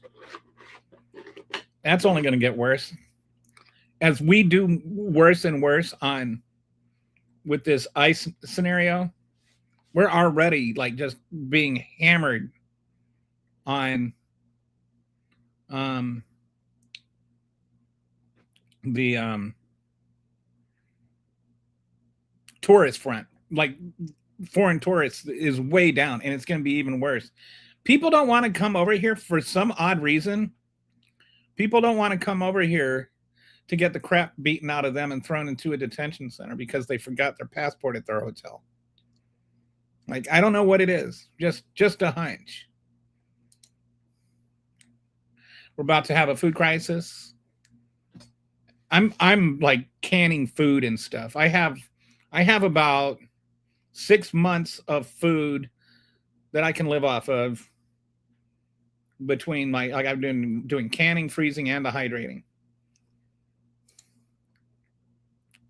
People thought it was hard to find things during the pandemic. Imagine how hard it's going to be now that we're on our second consecutive year of crops rotting in the field. And yeah, we're just and this is a compounding thing because people like farmers, especially the small farmers,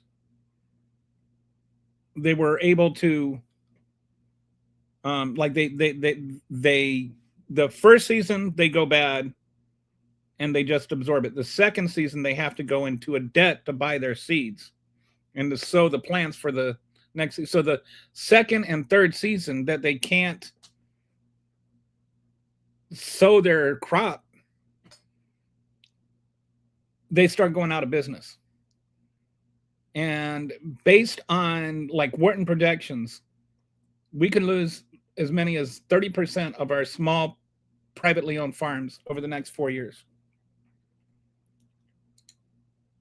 And that affects an economy. Yes, and that's another thing. They even have apps. So what he's referring to is people started boycotting bourbon in Canada. Like Kentucky bourbon, right? That's like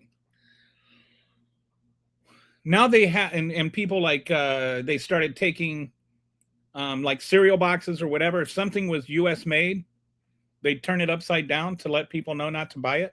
People aren't buying US products. In Europe now they have apps where you can check your app and see if it was made in America, and people are deliberately choosing to not buy American. That all has a ripple effect. That ends up costing American jobs. And here's the other thing. It's also preventing people, as well. Donald Trump wants to talk about, all these trillions of dollars that are being invested in America. It's actually the opposite is happening. We saw it's foreign investment dollars, I think they're called. That's actual money invested by foreign countries in America. Went down last year, not up, down. Foreign countries invested less money in America last year. All these little promises and everything, they mean nothing. What matters is money that's actually spent. You can't cash a promise. And all these promises, take place after Donald Trump isn't president anymore. So, yeah, that's called kicking the can down the road until you run out of Donald Trump. Yes, and they're being taken over by huge corporations for non-arable purposes. And a lot of the food that's being grown by them is different types of food. It's like we're going into soybeans, things that are easier to automate. And then we've got tariffs on the imported food. Assuming they are able to keep their farmland, many are going to face huge civil penalties because their crops reseeded themselves outside of their licensing agreement. Yes. Yeah, this is all like really true. A lot of this is really, I just need to, so this is all great stuff, but I'm getting myself distracted by your being interesting now. Sorry. I need to get back to the TPS thing. But this is all like one of the reasons I'm even talking about TPS is that I think that people are missing how critical undocumented migrants are, and how, and not just undocumented migrants, the what I call low wage migrants are so critical to our economy and have been throughout our history. So Trump wants to say that the problem with TPS is that people abuse it. It's like, oh, well, now you're just going to invite everybody from Haiti to come over here. But here's the problem. He says Biden abused TPS by expanding it, used to tie the hands of incoming administration, creates incentive for illegal immigration. So this idea that, oh, okay, Haiti has TPS status, so now people from Haiti are just going to come over here. But the way the law is written, as I was saying earlier, you have to be over here before it happens. So you can't move over here once TPS status is declared. So this does not create an incentive for illegal immigration. And second, and then all of the things, like somebody was talking about, Biden doesn't understand, blah, blah, blah, blah. Well, he followed the law. He followed the statutory procedures, the ones that Trump is ignoring. Expansions responded to worsening conditions, like legitimately, accurately worsening conditions, Venezuela, Afghanistan, and Ukraine. Does anybody really want to argue that nothing changed in those places? TPS only protects people already here. It doesn't allow new entry. Courts have found Trump terminations, not Biden extensions, violated the law. Again, courts matter. You can't just say it's a liberal court or, it's a activist judge or something like that. It's a legally appointed judge. You don't get to decide which judicial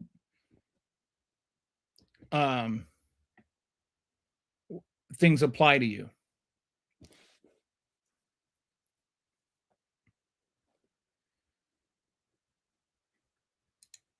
Okay.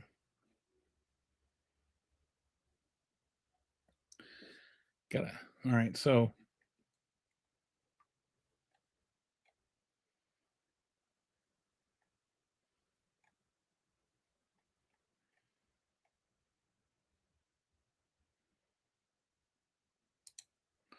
all those bills, from the 300K government workers down to the little old lady cashier, down to the guy who bags your groceries, are affected in that single line. Yep.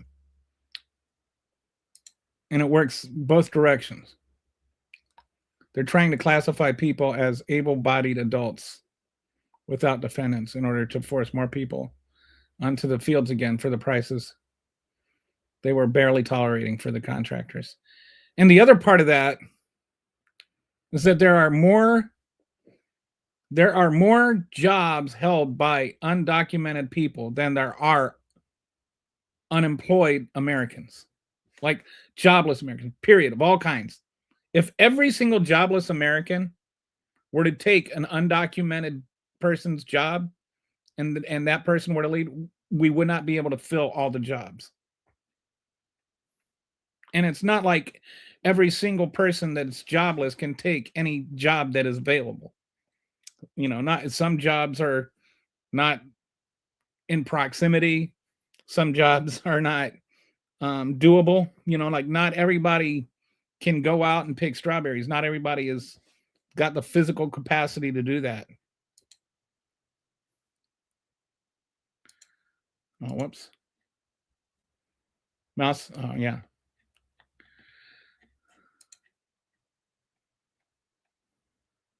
Okay. Can't teach Trumpers MAGA. The legacy news agencies can show MAGA a lit torch and tell MAGA it was hot, and MAGA would call it fake news. Then they would grab the lit torch by the lit end and they would blame Dems for making it hot just to prove Trump was bad or something. Like everything is eventually the Dems' fault, even Republicans' own, even MAGA's own stupidity. And the 2030 agenda, UBI for all.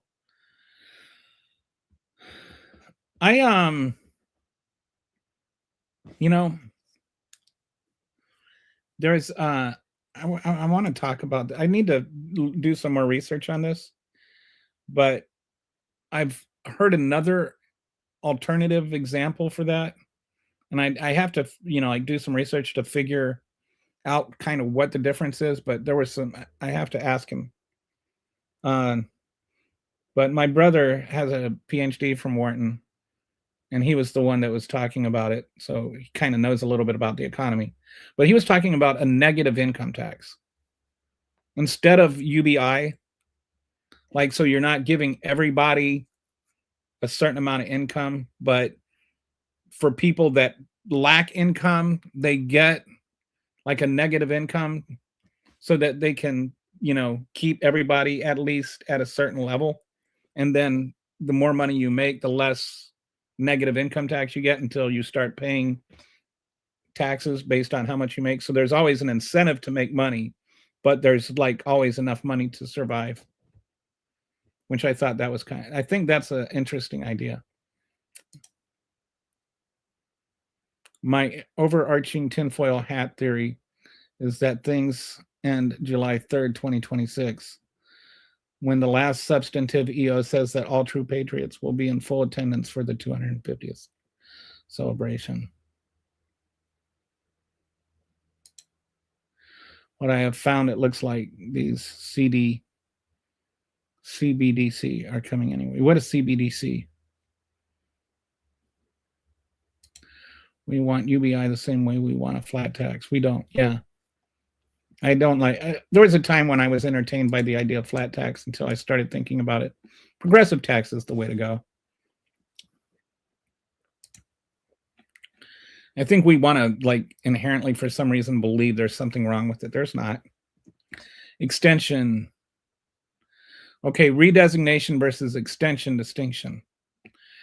So an extension renews for TPS, back to TPS, the redesignation versus extension distinction. So you can have a redesignation of a TPS, or you can have an extension. An extension renews protection for people already enrolled. Same cutoff date, just extends the timeline. So if you came over here March 8th, 2022, or 2021 from Venezuela, if you were over here before then and there's an extension, that's all that matters. Like, you were here before that date. Redesignation actually sets a new cutoff date. So there was a Venezuela 2021 date, then there was a redesignation in of Venezuela in 2023 with a cutoff of July 31st. So that kind of moves up the starting point. So as long as you were here before July 31st, 2023, you qualified for TPS. Versus an extension would have just applied to if you were before 2021. So an extension is like sets a new date, or extension means you're still using the old date. A redesignation sets a new date. That's what I'm trying to say. The green card impossibility for many. So this is another thing, and I think it's one of those things that, you know, like, we should talk about these things and think about these things when we talk about, you know, incentives to do it versus not do it. Okay, so if you've got to get a green card, you have to have entered legally. To ever get a green card, you have to have entered legally. Many TPS holders entered illegally, though. TPS gave them legal status, but no path forward. To adjust to green card, they need to leave the U.S., but leaving triggers 3 or 10-year-old bars to reentry. So let's say somebody came over here illegally when they were 3. They came over here illegally with their parents and they were 3, and they didn't stomp their feet and say, "No, mother and father, crossing over the border is illegal. I refuse to participate. Give me back my bunny." Like they came over here when they were 3 illegally. And so now it's 20 years later, they're 23. They want to get married and to their American person. The only country they've ever known is America. They've gone to school in America. They've gone to college in America. They fell in love with an American. But they can't get married to this American because they entered illegally. And if they go back, then they have to wait 3 to 10 years before they can even try to come back over. So there's an element of humanity lost in our current legal situation. We need to put humanity into this. I understand if you want to say, they were an adult when they came over here. But what if they weren't? And they've never broken a law. You're going to tell me that a 3-year-old is responsible for having entered illegally? Where is the humanity in a thought process like that? And this is why I think sometimes I talk about this all the time on this show, that we need to reevaluate our immigration laws instead of just bickering over whether or not the border is open or closed. We need to have an honest discussion about what our laws are, what is good for the country, what is humane, what is not humane. So, want to make another distinction about this whole activist judge thing. Judges are not saying that Haiti is too dangerous. That's a policy judgment. They're not saying Trump can't end TPS. That's a policy judgment.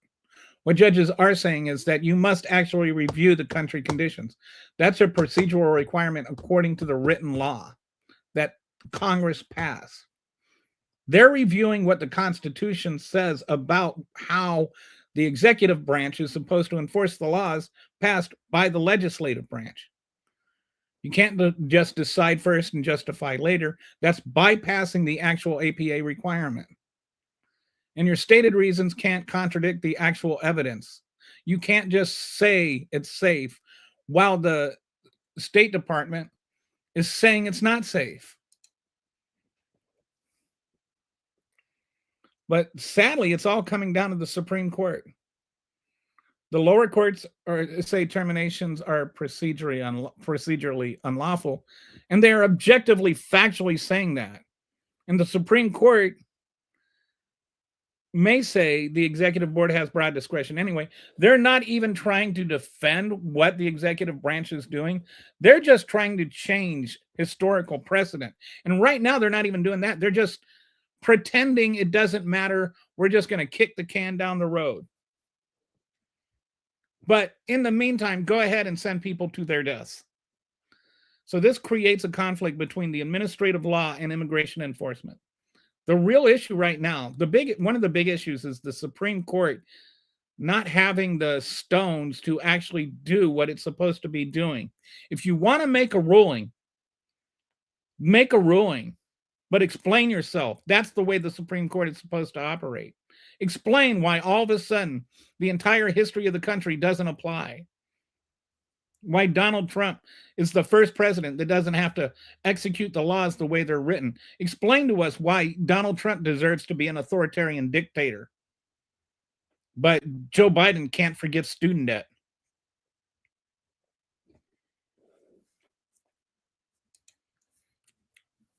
So, the key takeaways from this whole conversation: TPS doesn't expire automatically. It requires affirmative review and determination, which TPS, which hasn't happened, doesn't actually have the legislated review. TPS isn't a way to enter the U.S. It only protects people who are already here. TPS provides no path to citizenship. People can be legally here for decades in limbo. Courts are blocking terminations for procedure violations, not making policy judgments. The evidence contradicts safety claims. Deportees are being killed and kidnapped. And 1.3 million people are in legal uncertainty waiting for final court rulings. And it's not just those 1.3 million people. For a lot of them, it's their children. For most of them, it's like their bosses, maybe their employees, maybe their spouses. It's not just these 1.3 million people. There are plenty of American citizens, including family members, who these decisions depend on. And not all of these people have ever done anything at all illegal. Most of them haven't, including come over here illegally.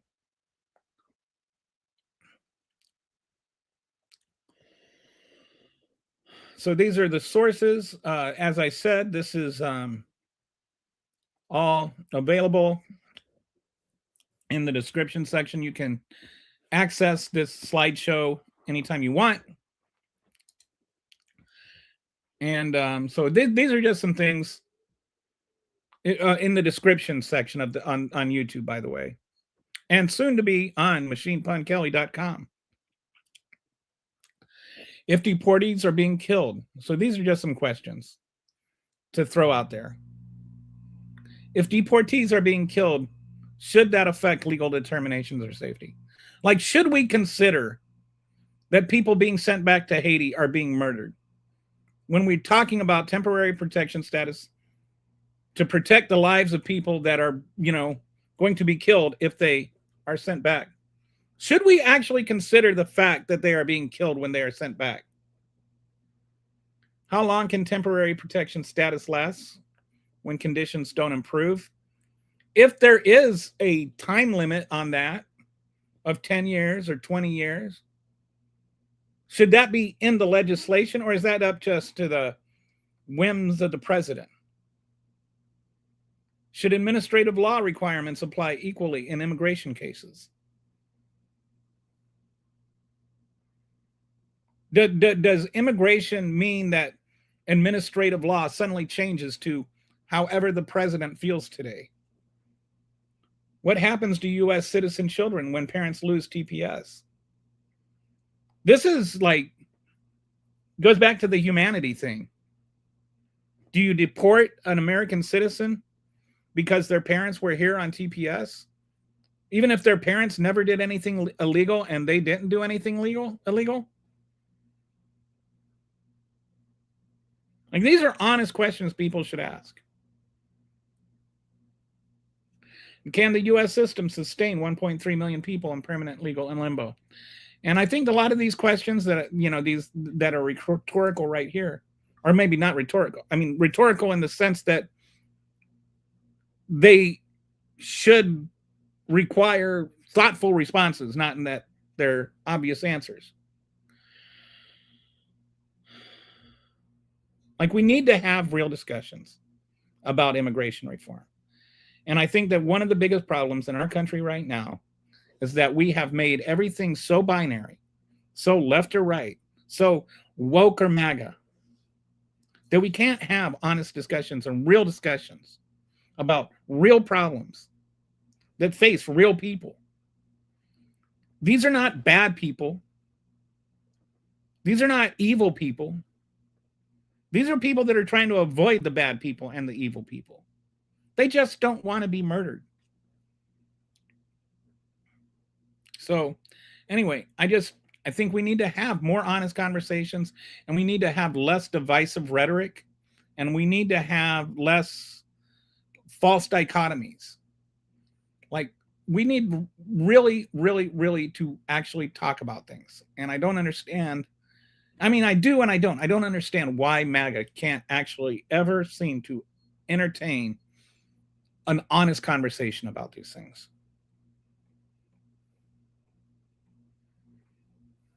So, Terran Warrior. The Constitution is the only document you need to read, and not those damn codes of law garbage. Well, no, you need to read the laws too. The Constitution just tells us how laws are made, how laws are enforced, and how laws are reviewed. But you actually need the laws themselves too.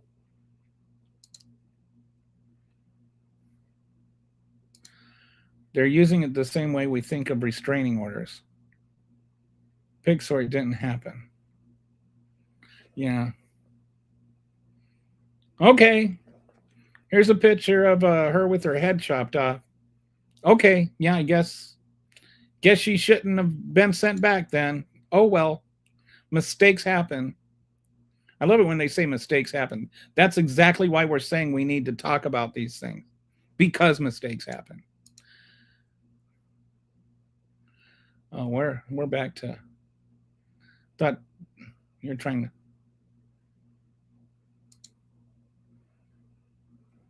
Okay. We scrolled up past before Toenail got excommunicated. If you are not a criminal, why will you go to a criminal court? Well, you wouldn't go to a criminal court.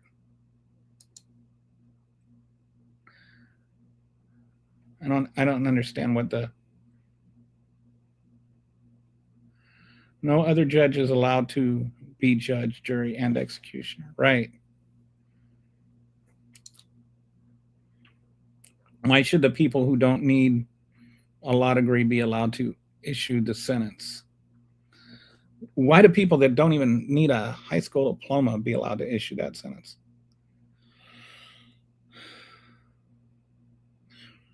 I've just been... One thing I really wish is that people that have the strongest opinions on these laws would actually read these laws. Like, the laws matter. I really think the laws matter. We can't just ignore what the actual laws actually say. When it comes to asylum, when it comes to TPS, like, we can learn things. I learned something going through this. Like, I did not realize there's no such thing as coming over here on TPS status. But I learned something, right? And so I passed that on. And I think that we need more people with the spirit of learning and less people with the spirit of arguing. But anyway, we got through the whole slideshow. I didn't think I would. And sorry again that it was too big for the screen and didn't fit well, but oh well. You can still look at it if you want. It boggles my mind that people encourage these judges to send people back on what amounts to death sentence. It's really sad to me. It's just sad. Like, where is the humanity? And it's like the people that say the most about, they're Christians. They're not Christian. This is not a Christian attitude. So anyway. All right. Anyway, Mouse, if you haven't already subscribed, hopefully you will. It was nice talking to you and getting to know you. You've been a great participant in the show. And I think that about covers it. We're going to end just a bit early today. Almost got to 4 hours, but I think we pretty much covered it all. So I will see you guys around and about on the show tomorrow. Have a good one.